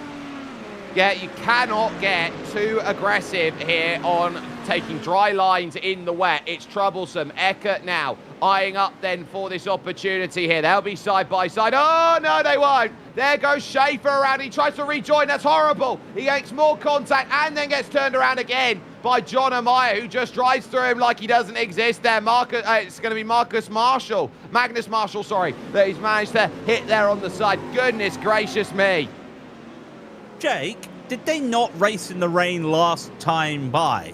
Surely they should know, number one, how to race in the wet, and number two, how to rejoin safely. This is, once again, I hate to say it, this early doors, Jake, 10 minutes, 11 minutes into the race, some of the moments we've seen out here when it comes to incidents between teams and drivers and everybody else, it feels like that's the exact same thing we were looking at last time at the Red Bull Ring. I don't know if that's just me looking from different viewpoints, but it just feels like these drivers probably haven't learned from the last time they raced in the rain. Well, they didn't have a long run, really, in the rain because they were stuck behind 4 safety cars over at the Red Bull Ring. It was very tough. This is Damiano Bellino's perspective. Look at that snap of oversteer in the water, and just like that, you go through. Now, if you do catch a puddle out there and you get a snap of oversteer like that, that's what we would call aquaplaning. Yeah, and I'm actually starting to see the track getting a little bit wet as well. I'm starting to see a little glisten of the rain. And the moment we start to see the puddles on the curbs, that's where trouble goes. Have we had a moment here from drivers, or has Jan just really started to push ahead of everybody? I think it is the latter more than the former, but he's struggling when it comes to pace out there. Venozzi is, well, trying to battle Caserta as well, starting. What I was going to say is this move for Pascal Hull holds that inside. Jake, we've got to keep our eyes on what Jenshalski's doing compared to the rest of the field, because he was slower last lap, and I think the slicks are starting to fail him. 49.3 on that last go around. 48.8 from Pascal Hurl was half a second quicker on that last lap. So if those slicks aren't keeping up the temperature, that's going to start seeing this swing the other way. There's the look in, way too deep from Wetzig, who makes the contact. Schaefer tries to drive it away, and I'm going to be quite honest there. Schaefer has to hold his brakes and wait for everybody to go through, even if he thinks he's got a clear line. Look at that in the background of shot, how congested it is around Eckert there with David Eichenlaub there, Damiano Bellino. Yeah, what a view that is on the sim to see that as well. Hull just having a small slide he has to catch out there as the driver's going. Hull had a slide as well, and I wonder if this is what I was seeing early doors. He gets it again, and that wasn't him on the paint, I don't think, but the gravel saved another driver. Never thought I'd be saying gravel saves a driver out of a spin, but such is the nature of this race. As Hull goes across again, I'm looking as well. Colin David making moves on Eichenlaub. They've been side by side going down the back end of this track. Makes that move. David's pretty happy. Pit window's also open, Jake, and that moment I was worried about Huskenveld. Nah, times are all right at the moment. Still faster than everybody on the wets. Yeah, and that was all because of the fact that Hurl's had that spin, pushing to try and get there. Marshall then looking behind. Oh, backwards, turn one. Dominic Jamal Nabel for Sudsport Racing Gold has gone around then through turn one. Fuqua tried to go around the outside. Every time you look, someone else is getting caught out again and again. Hurl now still having to defend here from Marcelo Caserta by the looks of things. That's the battle on for second spot, and Caserta knows the need to make this move for the question of Jan Senkowski and when he's got to make a stop. We'll take a look as well at Magnus Marshall then on the top side, because that's getting busy 3 wide down at Adelaide. Oh, that's very busy at Adelaide. Oh, Marshall's gone around. He's gone around from that as well. Hull still looking as well, trying to make sure that he holds every line here. If we're going to see Fuqua look for a move right now as well, I don't think Fuqa's going to look for it, but it's getting a bit tight, getting a bit chaotic here when they come to hard braking zone. They're all taking different types of lines. Oh, look at the adjustment. He's on wet tires. It's a lightly wet track, and Hull was trying to push the envelope too much there, and he had to save that car. It's a very lightly wet track, and he had to save it like that. Can you imagine the work he would have had to do if this was a lightly wet track or a mostly wet track out there? That just shows you how hard the battling is having to be here. Caserta, Schaefer, Velin Vitanov now has found his way to the back of this group. 4-car train for second spot at the moment, and all the while dropping 6 tenths to Jan Senkowski on the dry tyres, and now to a 12-second margin against Pascal Hurl. He's caught the gravel hard and almost rolled it. Yeah, I thought that car was gone for a moment. He hit that gravel roll, and in fact, he was lucky. Gravel saved him again. He's not going to be happy. Tries to rejoin the track as much as he can. Throws some gravel on. We've got our first pit stop as well. Lion GP Academy. And I know that you were saying, Jake, Huskenveld was 6 tenths faster, then Acelif, then Firefly. Look behind. Negative Delta was 6 tenths faster. I think Jan is starting to find the limit of these tyres in the wet. Yeah, Senkowski's going to have to be very much looking around, hoping to avoid the rubbered in line. He takes a big old diamonded line going through 180. And this circuit, Craig, like a karting circuit supersized. Right now, you're going to have to take karting lines. And that means you have to... I'm just watching him every time he goes for that corner. He's on slick tires, Jake, and he's still attacking those curves. And you wouldn't be able to do that when it comes to karting. You have to be a little bit aggressive, have to just keep those lines wide. You talked about the diamonding that some of these drivers have had to do. That's what you're looking at doing here. Have to try and hope that he goes and gets some good runs here with the diamonding, but he's already off that racing line. He knows that it was rubbered in from all the racing, all the practice, all the qualifying. Now he's having to avoid it because he knows it's slippery. Yeah. John Amaya, we focus on him because he's got a 10-second time penalty from turn number 1. Or sorry, lap 1 out there. His issue with the number 17 car. So he's now got 10 seconds for his troubles. 5 seconds then for minor contact responsibility. The way of negative delta by simgear.gg. So if it doesn't make it worse that you hit your teammate, Craig, and that's cost your team points, you've got an extra 5 seconds added onto it. Race control doesn't discriminate between if you're teammates or not. Look at that puddle there at the final chicane. That's a big deal if there's puddle, and I'm looking at the lap times again. These are important lap times because we talk about the crossover point where these drivers still battling. 49.2 for Santosky, 49.2 for the Ace Lift 69 of Caserta. And Maya still looking to hopefully get some points, get some moves, but he knows he has to do it the hard way now when it comes to having this 10-second penalty. But look at the train of cars as they head down to Adelaide. They are struggling. And race control, well, I don't think he's going to be enjoying this right now. Molino getting pushed out wide. Yeah, Damiano losing out. A look there at Maximilian Fritz and how much he has to look and work through. He's even got our stream up there in the top in case he misses anything out there that we've caught. So he's got his eyes practically everywhere, and the work that the race control team have to do is absolutely stellar in terms of where they sit. Freiburg House looking now at getting close here with Julian Eichenlaub, who has fallen back. And dare I say it here, Craig, that Corvette is scared of a bit of rain. I know in America they often stop their races for rain when they go around the ovals. Well, this isn't an oval, Jake. This is a flat piece of road. I'm pretty sure they can do some racing, but the Corvette never been known as a very comfortable car in the rain. Freiburg House, he's not in that. He's in the Mustang. This has been a car that used to be very good. Amaya's gone around, by the way. Gone around. And oh no, Amaya, that's disgusting. That is, I'm sorry, that's not the right word, but that's twice he's done an unsafe rejoin, and that could have taken out Rachanoff. Well, when's he going to learn? When is he going to learn that you cannot rejoin the circuit safely?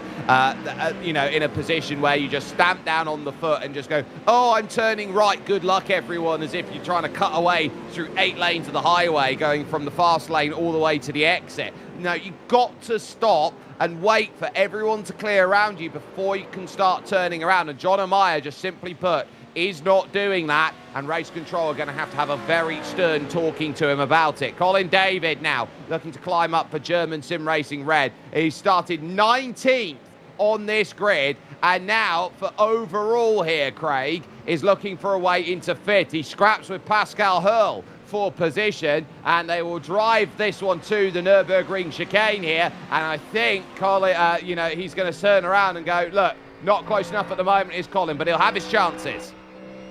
He'll have his chances, and then he'll have to just wait to see. I'm keeping my eyes. We can see it in the timing tower as well. Still looking at the lead battle here because they are ebbing and flowing. Tansosky's struggling in the wet right here, and this is where David could utilize these tires. Fastest lap last time, real quick time last time, but just can't make the gaps work. Dirty holds it, and he just has to catch a slide. They're all catching slides, Jake, and it's very lightly wet. Yeah, they're having to really work for it. Lars Vetzig is trying to do everything he possibly can right now to maintain his 7th in category. As look at it, Eichenlaub goes a little bit deep here. Spinner then at Chateau d'Eau, and that is Tim Freiberghaus, who learns exactly what you need to do at Chateau d'Eau when you go off the road. He waits and even reverses back to make sure he can get back onto circuit quicker. Yeah, and well, I would like to know if we could actually learn something there. with those times because he know that would teach you how to be safe to rejoin. Schaefer's going to be going across now. Would love to get a good result here. And look who it is behind him. He's only got pro drivers around him. This is a real good drive in the wet. He's up 7 plus. He's not 7 places. That's Aislip up 7 places in Caserta right in front of him. Caserta's got to go around, though, a little bit wide. Schaefer may make it a position right here. Great driving. Issue he's got, though, is he was on the rubbered up inside. A little bit of sunshine then starts to peek through the clouds in terms of where they find themselves, but they're still very much in that rain as Eichenlaub then in third also continues. Wide goes Marcelo Caserta. He has to catch the slide as he tiptoes into 180, and Patrick Schaefer is starting to give this one a little bit of thought, and Senkowski is also going to have to give this one some thought. I think Jan is probably looking at an extra 5 minutes here in this race. If he can go 5 minutes longer, he can probably switch to a set of wets, and then he's on the same one-stop strategy, I would say, as everybody else because he's tiptoed around. This has been an amazing stint for Senkowski. It's reliant here on Caserta and the group to start closing down that margin. Yeah, that rain is still slow to get here. That was 15 minutes ago, or 20 minutes ago, we were talking about that rain. It's going to be another 20 minutes before we get that rain. So will Jan be able to just hold on in this lightly, very lightly wet? We keep talking about it, even with all these puddles forming. It is a track that, yes, it is tricky on the slicks, but it's also tricky on the wet tires because there's no grip. And they're still hunting. And look at him. I've never seen him so worked up here. He's, well, I would say worked up, so exhausted from working because he knows every twitch is a mistake, a moment out there if he needs it, and he's sticking to the wet lines now, Jake. He's well away from all those, and look how much he cranks the neck over. I can tell that's a man with triple monitors. Yeah, he really wants to get that turned around. Hurl again on the defence. Colin David now looking to charge that Mustang up forward using the brute force power there to try and get himself up and alongside Pascal Hurl in the Lamborghini. And he looks to try and get that turned in, crossing him over on the exit. Brilliant stuff there from this move. And just like that, that's all you need to make a pass. Pascal Hurl, surely he's going to have to give this one up. Colin David, what a brilliant pass.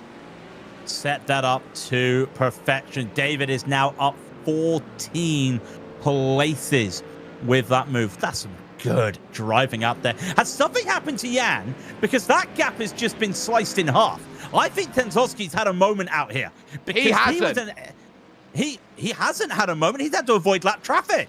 He has. He's not had a moment. The lap traffic that's come in and pitted has, and that's the difference maker in terms of where Jan Senkowski's looking around on his lap. He had to slow up a heavy amount through the Imola chicane to make sure that there wasn't going to be anywhere to go. He's just done a 51.5 on that last lap, and so Marcelo Caserta on a 49.5 takes 2 seconds. That's what he had to avoid. And even though he's still on slick tires and it's a wet track and you have to track out a little bit there out of those first couple corners, and I think just because he had to adjust that line, he had to slow down, that cost him time. 2 seconds exactly is the time he's lost. He didn't have a spin, and I think he'll live with that. If it was a spin, he'd be really worried, and I think that's going to be a problem. Also, black flag for 170, absolute ace-lift. We know who the 170 is, unfortunately, Jake. That is a big-time penalty, but he's had to be given the black flag for that unsafe rejoin. It's not just the black flag, it is a stop and hold of 10 seconds they must serve in the pit. So John Amaya, they have ruled down very heavily on that. You cannot drive that car around like that, and it's a stop and hold of 10 seconds, by the way, on top of the 10 seconds they already have for minor contact responsibility. So they are absolutely being raked over the coals here in this race. Fuqua then for the number 5 Hyperion car at the moment, leading of the 2 Hyperions, taking a look at Julian Eichenlaub and Philip Eckert just in front.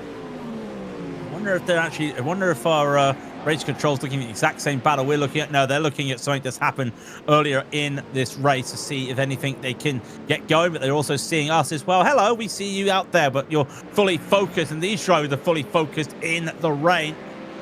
wonder who's going to crack next. Actually, I wonder, hang on 1 second. It's Jansen Husky. He's had another slow moment out the last corner. And these slow corners are where he's struggling, Jake. You see it on the timing tower. He's starting to struggle in the slower stuff, but these drivers actually have the grip with these treaded tires. I just think he can't drive it out the corner. It doesn't look like a moment. It doesn't look like a mistake. It's just, I can't drive it out the corners anymore. And the gap is down to 6.6 seconds here. And another 8/10 are lopped off. And Jan is suddenly on the wrong tyre at the front of this field. Our focus here is with Ryan Fuqua for this moment. Those tyres are okay. Those tyres right now, those dry tyres, until you get a little bit of water and moisture on them and you can't keep the temperature in. Now, there's a lot of corners here, but because of the nature of this being a high downforce circuit, you have to take all these corners very slowly, and the slower you go, the more your tyre cools down. So he can't actually get the temperature in that he wants to because he can't carry the speed. Look, he's pretty much driving in treacle. And look at him breathing. He's having to calm himself down as well. He understands the situation. He went wide. Oh. And look at the snap of the steering wheel there that he had to just save. That shows everything you need to know. Fruitker's going to make the move on Eichenlab. Oh, man. Yeah, Julian. He started pole position, Jake. In the dry, he was the fastest car.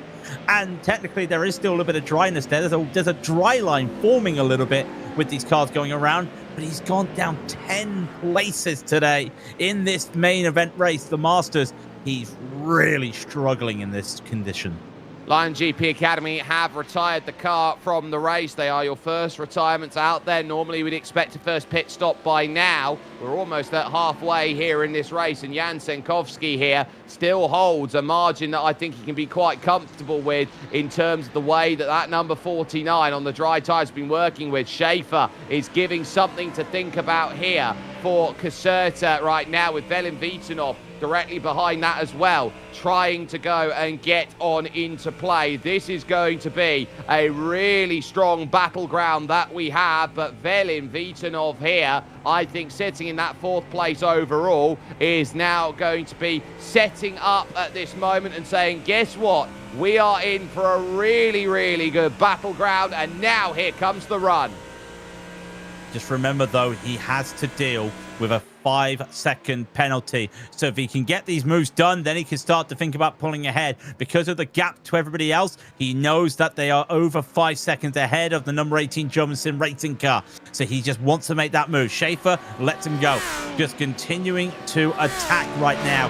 And he's starting to actually feel comfortable in these changing conditions because the track's still getting wet and wet and wet. But love is not all around him. It's just cars battling on, takes a different line, a wider line, and actually able to get the power down a little bit easier because of it. Yeah, and because he's able to put that power down, because he's got that confidence right now to just say, look, I can put it to the floor, you've actually got to look at the type of car that's being run, and that sometimes makes it easier in the wet. When you've got a lower to the ground car like, say, the Lamborghini or the Ferrari, it sometimes can be a little bit more troublesome in the wet compared to the higher body cars out there, like, say, for example, Velin Vitanov's Ford Mustang, because that Mustang, the higher body, means a higher center of gravity, means that you've got more play in the steering before it goes around, and in the rain, that's what you really need. I know we're at the BMW own Magny-Cours. Oh, Peter, Schaefer's in. Whoa, Schaefer's in. That's an early call there. I was going to say about that, I wonder if that's just because they're trying to get some clear air, trying to get a clear piece of track as well. Colin David's in as well for German Sim Racing in that Mustang. So some of these cars starting to take these moves, take these decisions. I see them on the jacks as well. They're getting fresh, wet tires to boot from this. This is important. If I'm Jan Tenzolski, and I know I can probably make this a one-stopper, if I've seen cars behind me take to the pits, and now Acerlift Firefly come in, I think Tavzowski's got to think about this. Got to think about the moves. They come out, Vitanov, what are these two going to do as well? Especially Caserta, they're both struggling out there in the rain. They're going to have to come in shortly to try and cut off this undercut. I think it's fuel.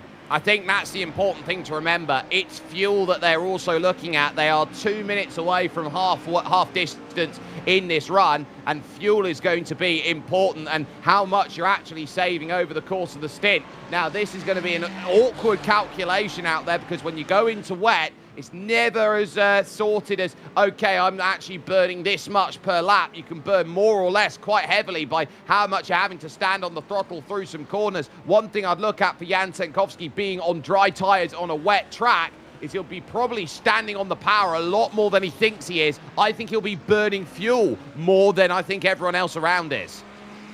I'd love to look at his telemetry. Well, we can't, but I'd love to look at his telemetry and just see what he's doing. Because you say that if he's putting too much throttle on, yes, that's a thing, Jake.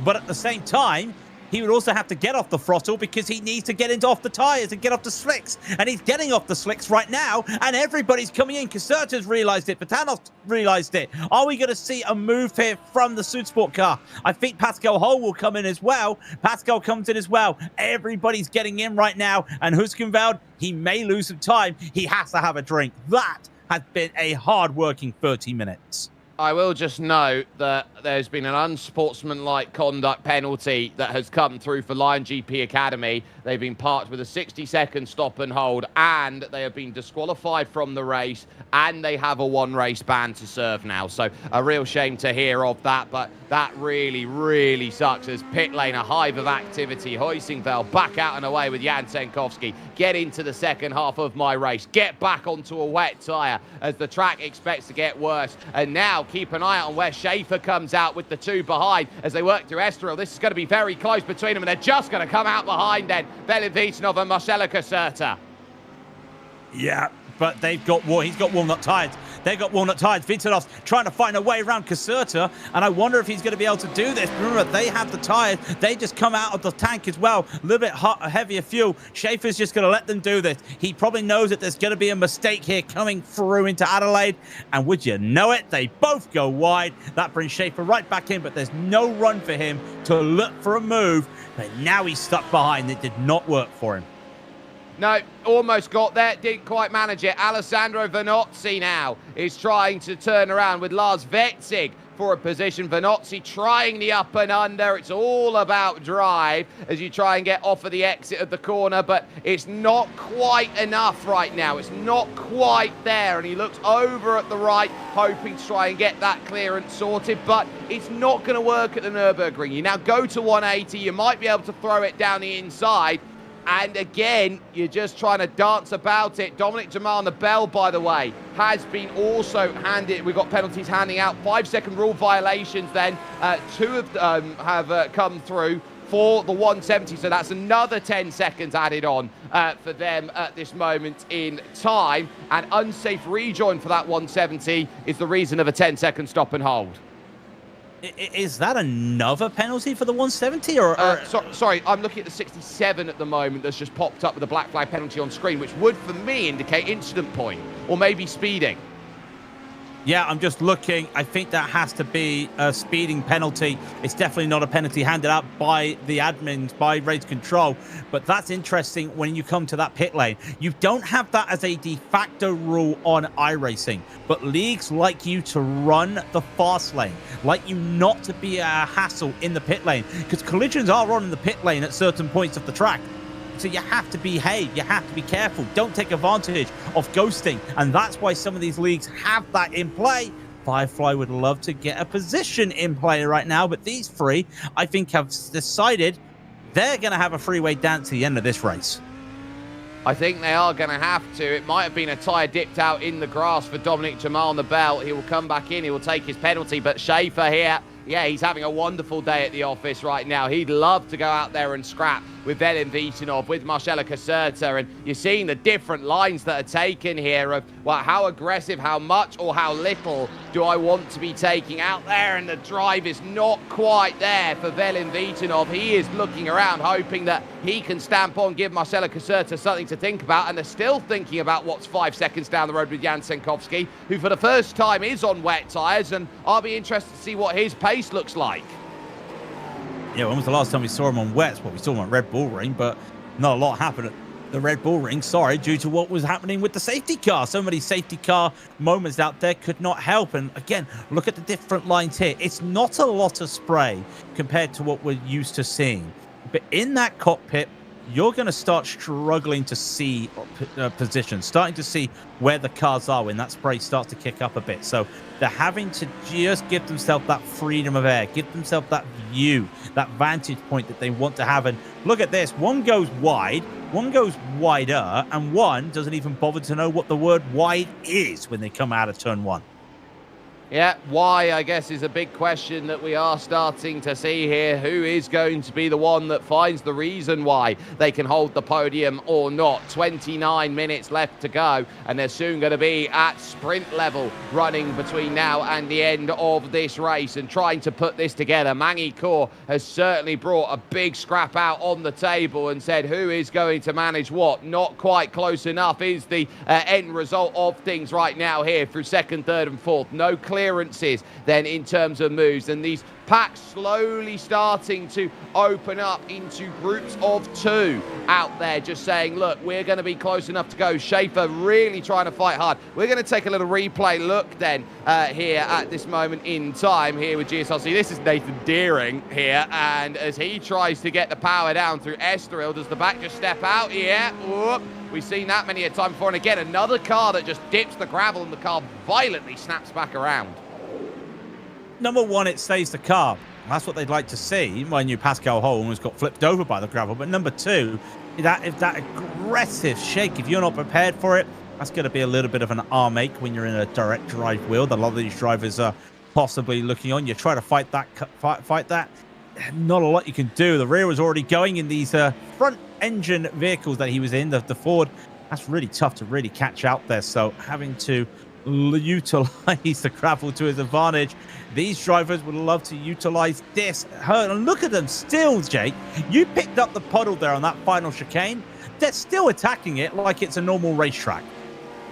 No, and I think that's key here. They are looking at this now and saying, right, let's go and put as much as we can down and just try and take a line as well as conventional as possible. That will give you the clearance on where you need to be. Again, on board with Schaefer here, watching Velin Vitanov, and Vitanov is now closer to Schaefer behind than he is in front to Marcelo Caserta. Acelit are desperately needing points here today, and this could have been their big chance to gain it back, but they're now also focusing on the fact they're still at a 4.6 second margin here on circuit. They're still trying to claw that gap back. Caserta last lap 49.5.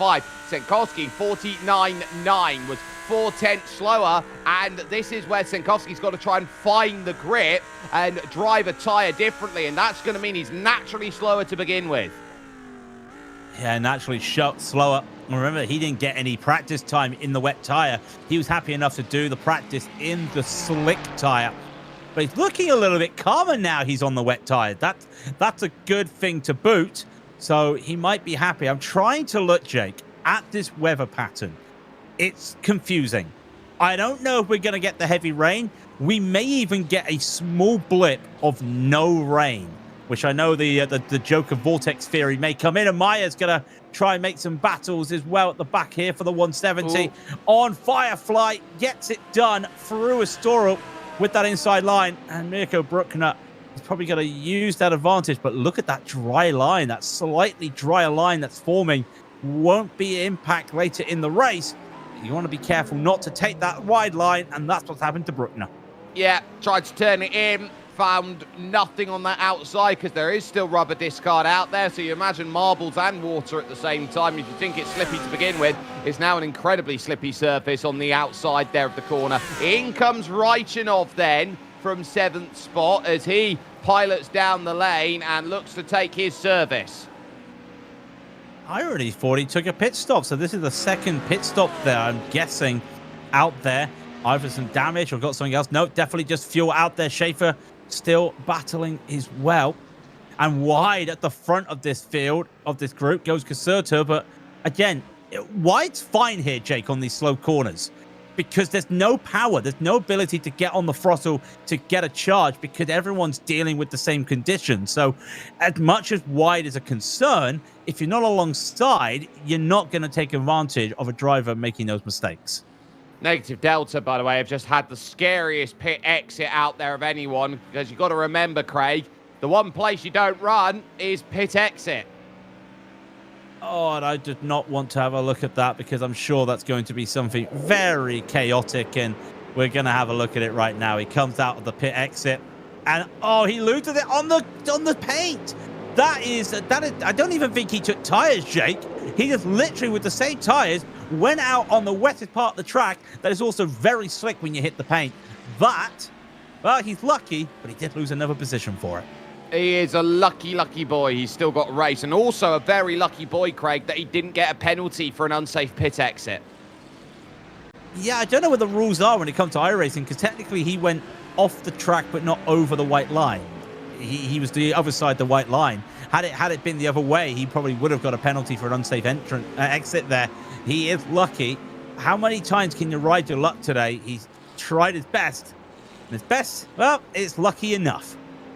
Look at these top 5 right now. Senkowski last lap, 49.7, 49.2 from Marcelo Caserta, 49.4 basically for Velin Vitanov, 50 flat from Patrick Schaefer. He's starting to drop back. Colin David, we didn't get his lap time count on that last go around, but one thing that we do know from his time before that, he was doing a 48.7. So this field is starting to congeal up close in the late stages of this race. And if here Jan Senkowski wants 6 wins out of 6 in his category, if he wants his 5th win of the season outright, he's going to have to try and hold on. And he's been very, very brave to put himself in this position. He's done something that everybody else hasn't. The gamble has paid off, but now this is where it's starting to come back the other way. Maybe the car not set up as much for a wet tyre being on it.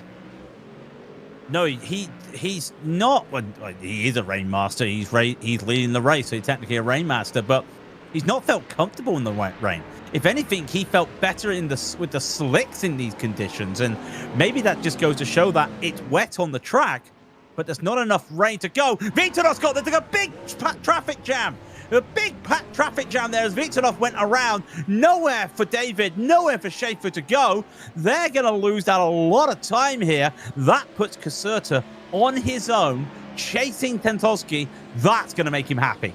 And if you're technical about it, it's an unsafe rejoin as he spun around. He tried to put his foot down, and then Colin David found on the scene. Look, he's just put too much rotation in the steering wheel in. Then he lights it up, and that stops Colin David in his tracks. And that is an unsafe rejoin by the letter of the law. Yeah, I thought he just took his foot off the brake, but no, that was throttle. You could see the spinning of the tires there.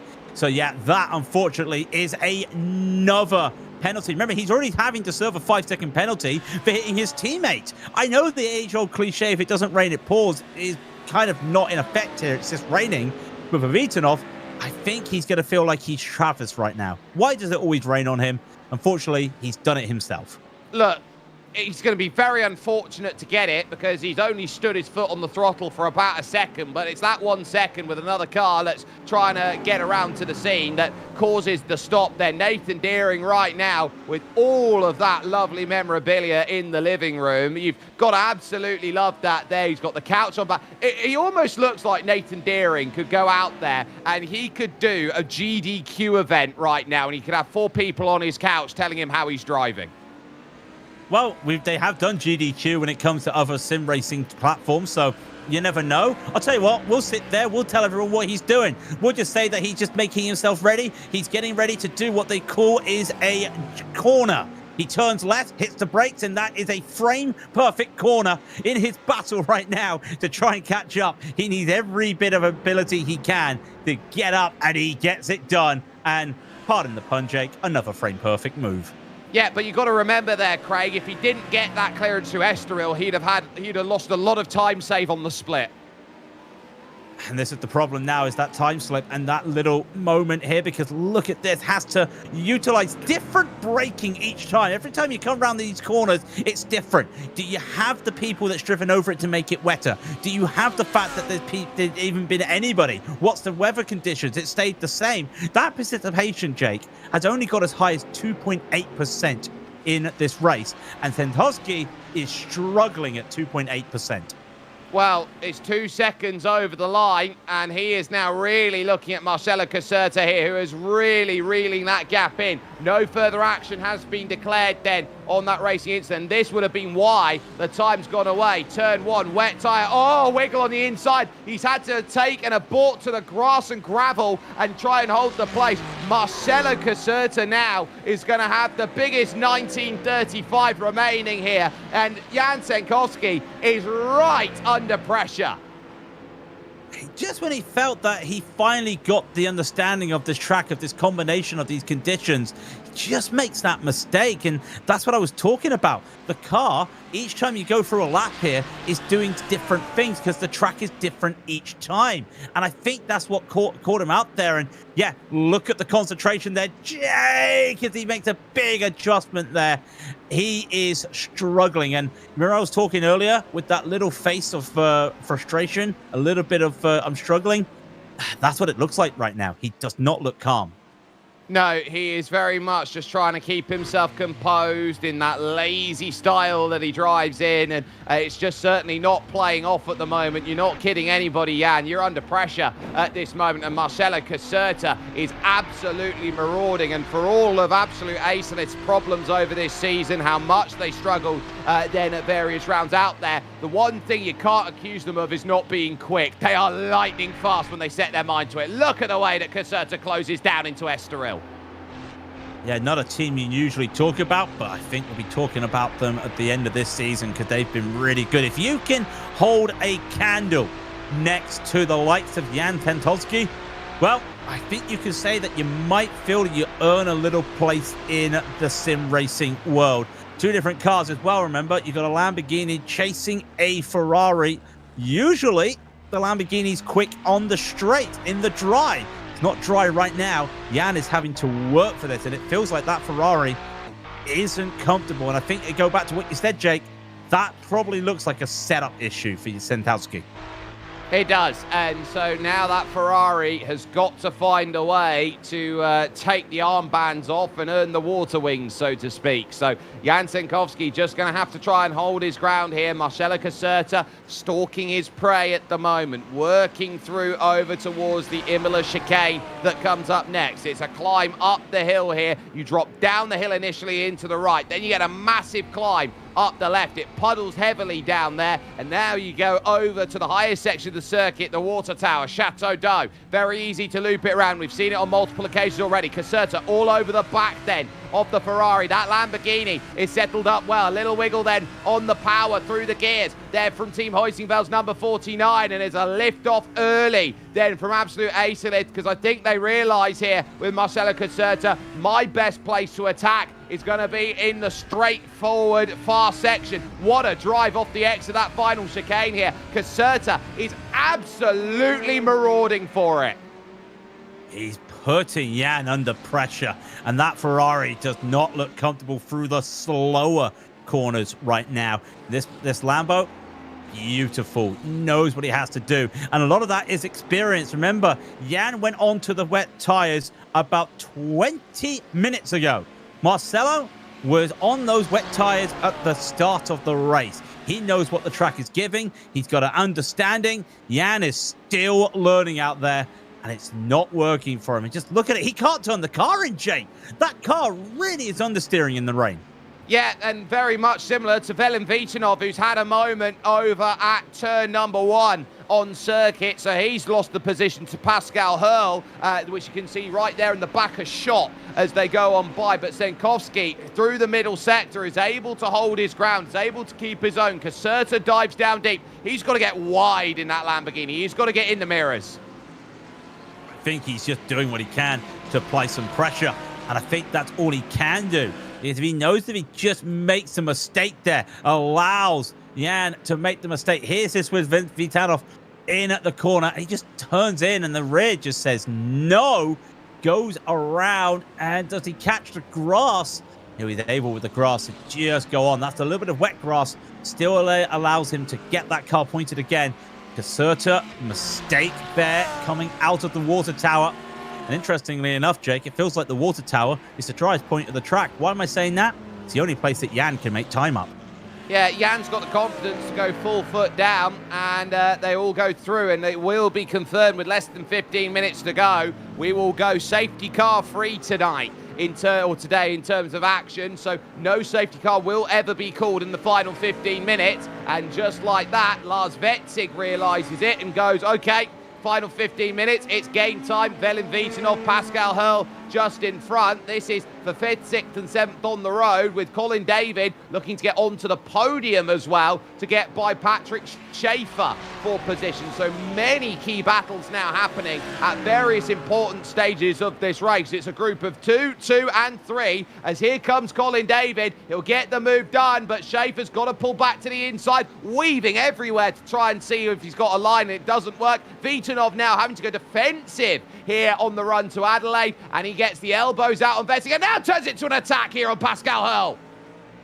Turning it into an attack, but I wonder if this is not going to work because they'll have to utilize his outside line before it goes to the inside. He can't.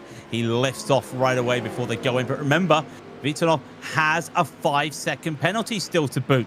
He's battling hard here, but he knows that unless he finds a way to get past him and make 5 seconds, he's not going anywhere. He is even going to be losing position, so needs to keep this battle safe. But he's going to be fighting this because you never can say never. Hull is looking very comfortable out there, and now that's not really a Max Verstappen tribute on that shirt, Jake. I feel that's a Sebastian Vettel tribute with the way it is. Vitanov going to go for the send. Oh, he's had trouble here already, and he just about gets it turned around. The Lamborghini works from the high side, big block, thrown back over to Lars Vetzig at German Sim Racing. He realizes how important he needed to shut the door, and now here comes the attack again at Lycée. Not going to get that one then through the Lycée complex, and so Hurl holds on for another lap as he continues on with his margin out there. German Sim Racing still with hopes of getting up to second, with Caserta and Senkowski still looking at the final 12 minutes and 50 seconds, saying there's still chances out there. Velin Vitanov is trying what he can to put Pascal Hurl under pressure. And I wonder if he's going to be able to make that egg crack that Pascal Hurl has at the front of this little group. And he is struggling. The slipstream's not going to work for him. We'll look to go for the outside, but it will be a send of the century, and he's going to make it work. Into Adelaide they go. Hole kind of left the door open with a little bit of lift and coast. I wonder if he's struggling on fuel right now. That's a fact that we've not talked about. They wanted to try and make this a one-stopper due to the rain. I wonder if some of these drivers are struggling with fuel, and I wonder if that's why at the front of the field, it's almost turning into a 4-car scrap for the victory. Well, who's got fuel, who's not? Colin David might be the one who's marauding forward all of a sudden and giving Senkowski and Caserta something to think about. Schaefer still there, and remember, this is a team game. Senkowski's only got himself to score the points. You've got the teammates helping out then for German Sim Racing right now, but that second of the German Sim Racing cars is a little bit further down the order right now. It's currently in 7th and could find a way with Lars Vetzig up to 5th by the end of this, currently with the points that are in play. Caserta close, but not close enough. Vetzig, we take a look at him in the top right corner of your screen. He's now looking to dive down the hill, looks for a way around the outside here on the run to Lycée. He will now command the brakes on the inside, as now it's going to get close again for the race lead on your main screen out there. Vetzig can't get the drive. Hurl holding it around the outside, but absolute ace lift are right there, Craig. Right there and looking. This could be a big day in the office for Acelif to make moves up, and they could really use it, especially with German Sim Racing. I'll tell you what, if German Sim Racing actually called off and got another step on the podium, what a day that would be for them as well, especially with the other car, the 17, where it is. Colin David would love to make moves, but again, Tentowski going wide on the exit of Adelaide, and I know that he's trying to find the grip, but I think everyone's trying to struggle here because look at it. What? Webstick, sorry. Back to Webstick. They go through the overtake. Vitanov gets ahead as well. Everybody just slipping up and making moves at the last moment. 10 minutes to go, Jake. Anything can happen. Yeah, that's just Vetzik through on Hurl. Vitanov still maintaining his margin out there, but look at Colin David all of a sudden. He has put Marcelo Caserta to shame right now as he now launches on his tirade to say, I can move on up into second spot in this race. They work through the Imola chicane. This is the reprieve that Jan Senkovsky's been waiting for, but Colin David here, oh, he almost completely takes the rear out of that Lamborghini. That Lamborghini, by the way, Audi engine on the inside. Yeah, well, they always call it the little brother of the Audi or the little sister of the Audi. And now it needs to open its legs against an American to catch up to an Italian. And I wonder if it's got those legs left in it. This Lamborghini has been a little bit of a... It's been left in the side of the GT3 field the last few years, and it's had a resurgence this last year. 2026, the year of the Lamborghini on Sim, it could be. But for Asalif, for Caserta, would love to get this victory, but these top three are pretty much happy that the car behind them is a Pro-Am who shouldn't really make a thing. What a save from David! Too much on the throttle over the curbs. Yeah, definitely not ideal there for Colin David. There he had to fight. He was losing out a little bit and then had a lot of wheel work to try and get back. Now everybody in line. 1, 2, 3, 4 in a row. Schaefer then, the one in that fourth spot, watching all of this unfold on what is a race that is turning into almost like 2002 here in the Formula One, where Kimi Räikkönen was chased down late by Michael Schumacher. Oh, do you have to remind people about Michael Schumacher here? This was the track that he loved. A lot of drivers used to dislike what he could do around here. And I think a lot of drivers are disliking what Jan Sanskowski's doing because he's playing spoiler. He's allowing Huskenveld to win another race. He gets full points if he can hold on to it with 8 to go. And I think he's only looking at about 6 laps to go in the race, maybe 5 if he's lucky. He's having to make that Ferrari wider than a double-decker bus out there. And that's tough because you can't get a double-decker bus to Magny-Cours, where it's located in the world. No, it is very, very tough to get to Nevers, but for the moment, this is where Jan Senkovsky is doing everything absolutely perfectly. Count down the laps, 7:40 on the clock as he crosses over the line and knows now that he is sitting this one up to try and get himself away. He's seen that gap ebb and flow and ebb and flow and ebb and flow, but here's now the next issue here, Craig. We are 2 minutes away from Category 2 rain. It's about to get very, very intense, the weather conditions. Yeah, and remember, no safety car. No safety car. This weather is going. In fact, I'm looking at participation. Jake, remember I was saying it was just under 3% most of the race? It's already spiked up.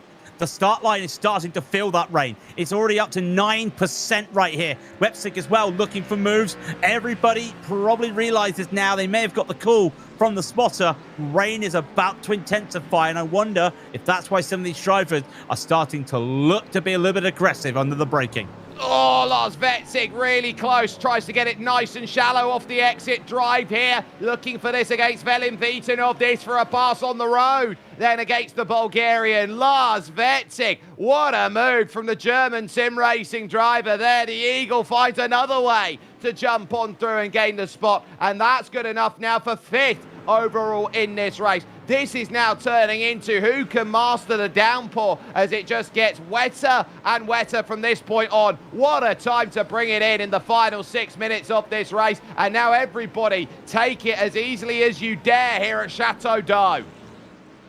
Take it as easily as you dare. They still got a battle here they're racing for, because you can see that Sentovsky is not clear. The gap is still closing, and I'm looking at the radar. It's getting heavier and heavier, and this is going to be a very tough final 6 minutes of the race. I wonder if that's going to help Jan, because he's be able to control the thing. Is that David into the pit? He's short on fuel.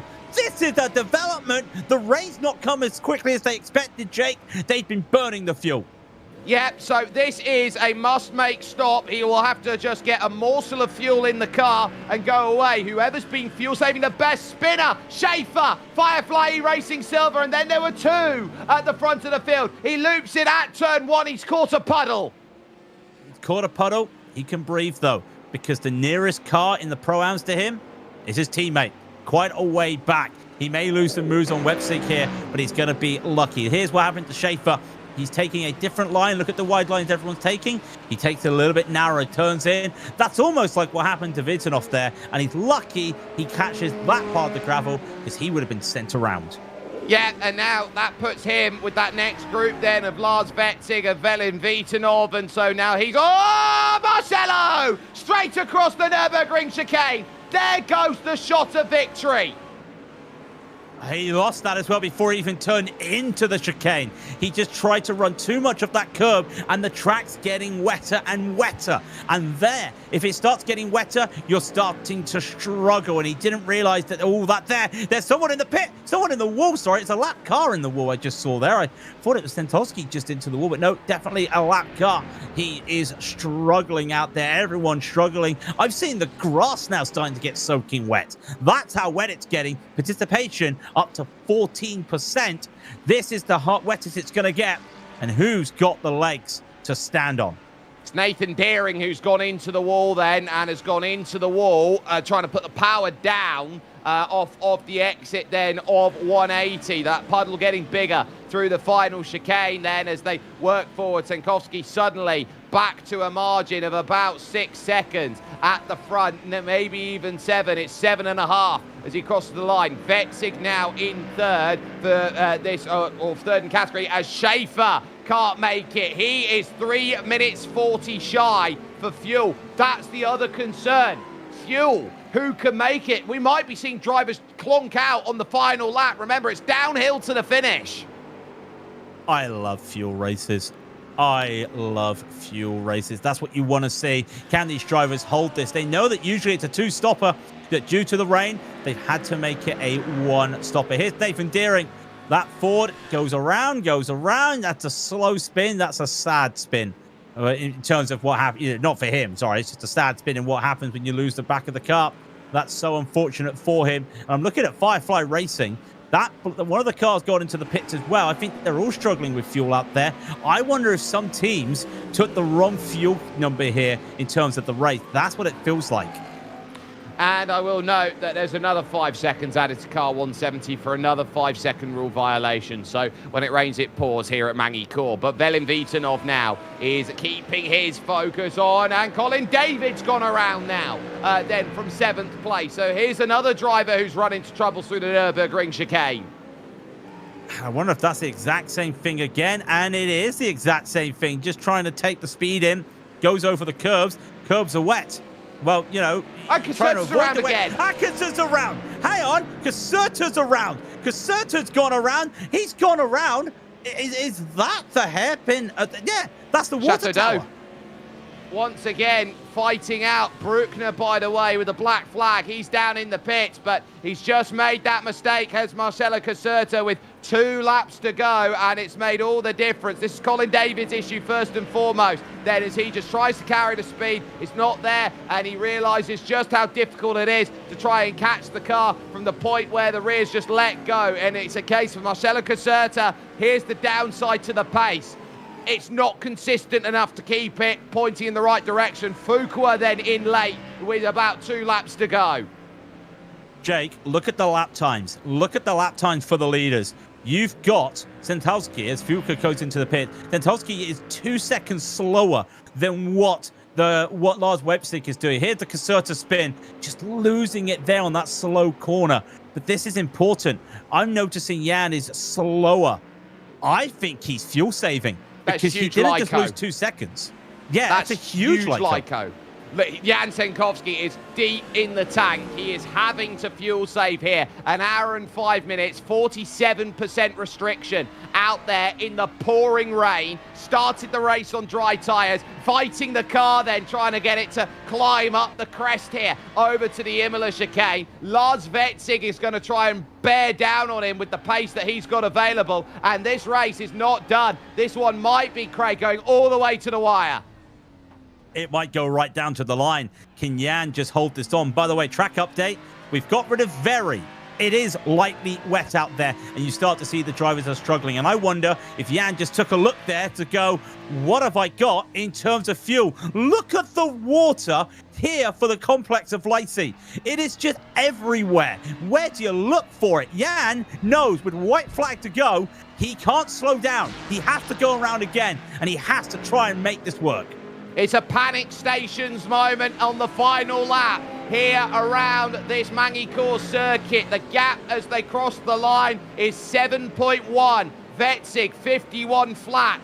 53.6 from Senkovsky. If he keeps it on terra firma, he wins. But Vetzig is applying a lot of pressure out there. It doesn't matter how far back you are, you got to keep going. The track has turned into a pond in the final 5 minutes of this race. Fuel numbers now have become everything. Senkovsky's got his margin. Second currently then is there. Vitanov's looking at his 5 seconds. He'll currently be fourth as it currently stands. He gets out of Adelaide, stamps his foot down. Vetzig trying to close down that margin here once more. He now runs through Adelaide and starts thinking about, is there any hope that it could be an eagle soaring here today? Velin Vitanov can only watch on with the penalty that he has. There's been a spinner in front of Magnus Marshall then for Jan Senkovsky as he sees the smoke there that comes through the scene. Now he's got to just hope that he's got it on the power. Look how much he's having to fight the car still as he hopes for any driver power off the exit. This has been remarkable in terms of attempt, and he's still trying to make sure he's got enough fuel to get there. Over now through Imola. Don't hit the puddles too hard. Just make sure that you can baby it through into Chateau d'Eau. It's going to be in these conditions. Hardly any foot to the floor is what you need. Downhill from here, Jan, and it's a quick run to the line. You've got to keep that in focus too as he's over 200k. 1 corner to go. Hold your nerve. Mind the puddles as you try and find your turn in. Jan with a plan. He did something no one else thought he could do. Heitingveld, doesn't matter what you got, doesn't matter what you need. Jan Senkovsky, world class. Oh, look at that. Look at that. Look at that emotion. You don't normally see that from a driver with that much emotion. Caserta could not catch up to the end there of Vitanov, but that's all right. Vitanov is going to take that position. And I'll tell you what, I think Pascal Hole just got enough time to overtake Vitanov there as well. So that put him down into 5th place. Schaefer will get the victory after having a scare. Having to take fuel. Everybody else in Firefly was also short on fuel. There to come into the pits. He'll take that P1. Firefly Racing will also get P2. And I think if I'm looking at it, Firefly Racing will lock out the Pro-Am field. 1, 2, 3. Schaefer, Eckert, and Freiburghaus then coming over to the line. They will be buoyed by this. In terms of result, that slidey from behind there from Ryan Fuqua, but that just goes to show you how tough it is when you put the rain into perspective. And that wasn't difficult rain. That was light rain turning to difficult rain. And it put everybody's strategy on notice on who was able to manage what. We wait for the likes of Icon Laub here. Oh, is that out of fuel on the last lap there for someone there going on through? Alessandro Vanozzi down the hill is out of fuel. Well, he did pit as well, and he's already. Is Amaya going to push him home? I think he was thinking about it, and no, let's just wait for this. Is he going to push him home, or what's going on right now? Oh, God, that driver's still going full beans here, not aware of it. Maya's going to try. Yeah, he's going to get a push here. They're going to have to get this back in. Well, 45 seconds. Yeah, 45 seconds. Or they're going to lose the lap. He's not going to make it, Jake. He's not going to make it. Well, This is going to have to be done very carefully. 40 kilometers an hour, trying to get this one to turn through. 30 seconds remaining on the clock. This is a heroic effort to keep this car on the lead lap at the end of this race from John Amaya there and the absolute ace-lift car. This is the teamwork that you often say is what goes underappreciated. Short run to the line is going to get there with 16 seconds to spare. That is a very important credit then over to the finish, but ultimately enough to say job well done then in this. But it is for the 5th time in 6 races and for 3 straight Masters runs. Jan Senkowski on top, 1 hour 6 and 40. That possibly the greatest win of his sim racing career. The way he's had to go about it. Dry tyres on a wet track, taking the stop, managing the fuel, and everyone falling by the wayside around. Wetzig gets second for German Sim Racing. Negative Delta by SimGear.gg will have a 5-second time penalty that will drop them from 3rd to 5th, which promotes the second of the absolute ace-lift cars out there. Marcelo Caserta, they're up into that 3rd place, and Pascal Hurl up to 4th. Colin David for German Sim Racing 6th, ahead of Venceslav Raichinov and Ryan Fuqua in category. Your top drivers then through the order. Your final drivers, Alessandro Venozzi there for absolute ace-lift, Nathan Deering for Hyperion retiring, along with Dominic Nobel with damage and a penalty to boot, as Craig has your GT3 Pro-Ams. Pro-Ams just decided by Firefly Racing. Patrick Schaefer will take the victory there in the 138, and the 140 for Philip Eckert will be there for Firefly. Then Stephen Freiberghaus, his teammate in the 141, will get home in 3rd. Then it's Julian Eisenlob, in for Yen Brothers in 4th, with Magnus Marshall behind him in 5th. Great run for that team. John Amaya will be 6th after everything that went on, with Damano Bellino in 7th. Mirko Bruckner will come home in 8th for Firefly, so not the best of days for that team for the 148, 149 with that position. Manuel Schaefer, 24 laps down, disqualified, 1 race ban, need we say more? And there have just been, in the final minutes, 4 penalties that have come through. They have come through car 138, Firefly E-Racing Silver, who are 6th, and it will cost them here 2 places this penalty. Just 1 place this penalty. There's a penalty that's come through for the 141 Firefly Blue. A penalty has come through for the 139 Firefly car out there, as well as the number 5 Hyperion for entering a closed pit lane in the final 5 minutes of the race. It is a 10-second time penalty for each car out there at the end of the running that we have. We're going to get this chance then to talk to some of our drivers. We have to talk to Jan Senkowski on that one. Jan, I think it goes without saying here today, that is your greatest ever race in sim racing, the way that your strategy had to be put together, dry tyres on a wet track, and then having to manage the fuel margin on top of that. Just talk us through just how much concentration went into that hour and 5. All of it. I feel it's a bit, even more than like doing the triple stint in a tough race. But yeah, was very challenging, especially like the second stint on the wet, fresh wets on a kind of half dry track still are a bit worse to drive than one wet. So I hope that the green would come earlier, but then it went away. Managing the fuel, the setup, like the car was better to drive on the dry tires, but I knew as the others were closing up that I had to go on to wet. Was very, very challenging, especially mentally. Not making any big mistakes was the key, I think. And my spotter that just exited his barbecue to help me out. So very thankful to Chris to do that.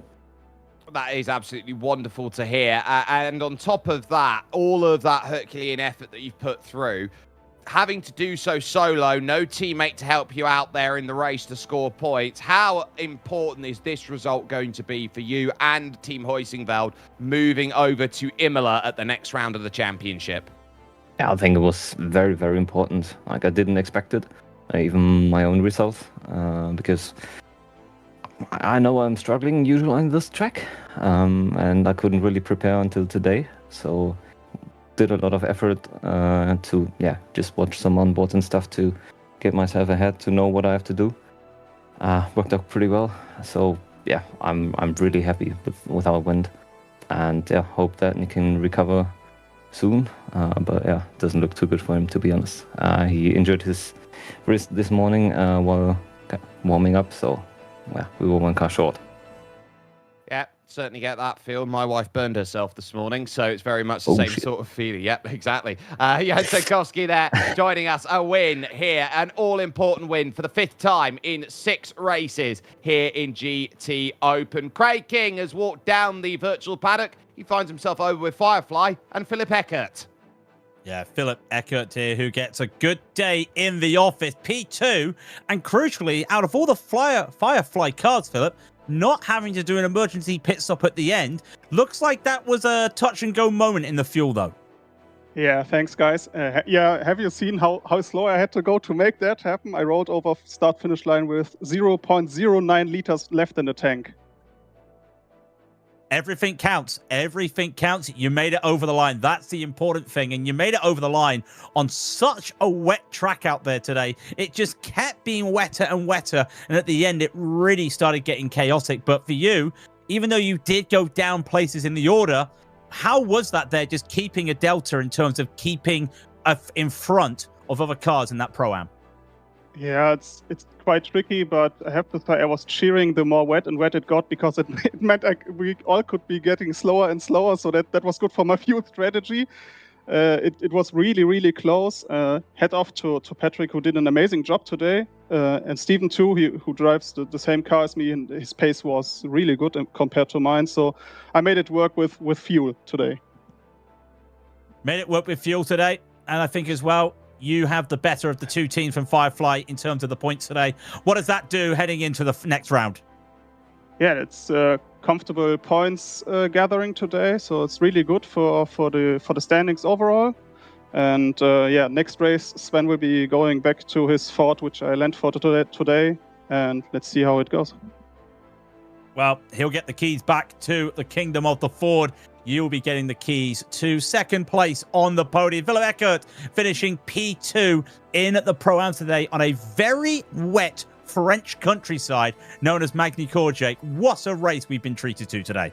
Oh, we're being treated to something glorious, and that much I think we all know. And the next round, of course, comes to you from the Autodromo Enzo Edino Ferrari, otherwise known as Imola, and that is going to be ace. That will be on August 30th then, to round out your running in what has been a bumper month of sim racing. 1:45 UTC, 9:45 AM Eastern for those who are there as part of a Genesis Extreme production. On top of that, we have got racing action in just under half an hour here when it comes to Brands Hatch and the Classic Lotus Grand Prix. You can join us here on the Global SimRacing Channel or on iRacing to see some of that. Zandvoort will be coming up twice. Firstly, with the Queen City Formula Series on Wednesday, then at 11:30 UTC or 7:30 Eastern. Or you've got Grand Prix Tour back from the summer break too. That is going to be an interesting run. You can catch that on Friday the 21st for more sim racing action there. Splitting the middle, Skip Barber's on Thursday. They'll be heading from the Red Bull Ring. From the entire team, Christian Deploy, from Dougie Beard, who's been involved with the camera creation, Craig King alongside myself, Jake Sperry.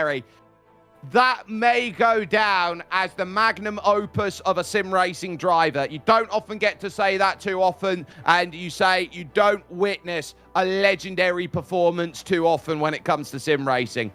Dries on a wet track, bold, only one to do it, and that was something that even on its own, getting that result would be a magnum opus performance. But this is Sistine Chapel levels of sim racing out there from Jan Senkowski, managing the fuel in the second stages, holding off Caserta, David, and Schaefer in the final moments. Absolutely amazing stuff. And what more can't Jan Senkowski do as he tries to pull Team Heusingveld by himself over to the championship? We'll see you with more action over at Imola. We'll see you in under half an hour at Brands Hatch for your next running here on the Global SimRacing Channel.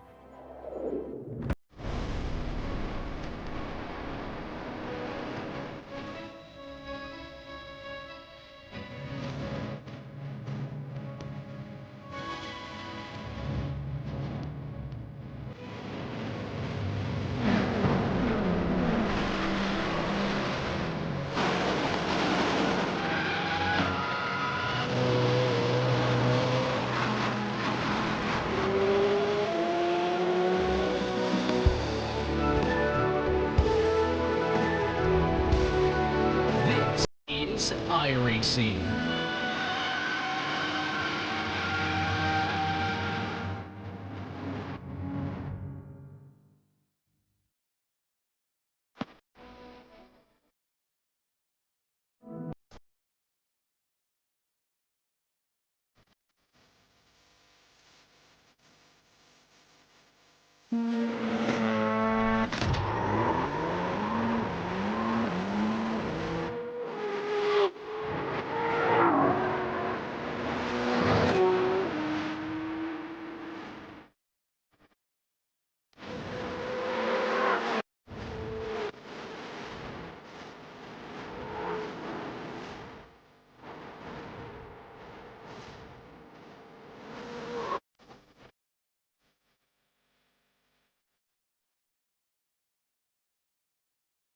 This is absolutely huge. Hang script this right. Straight down the inside. Anyone into the corner. There's a bit of panel rubbing. Sanchez Gonzalez is around.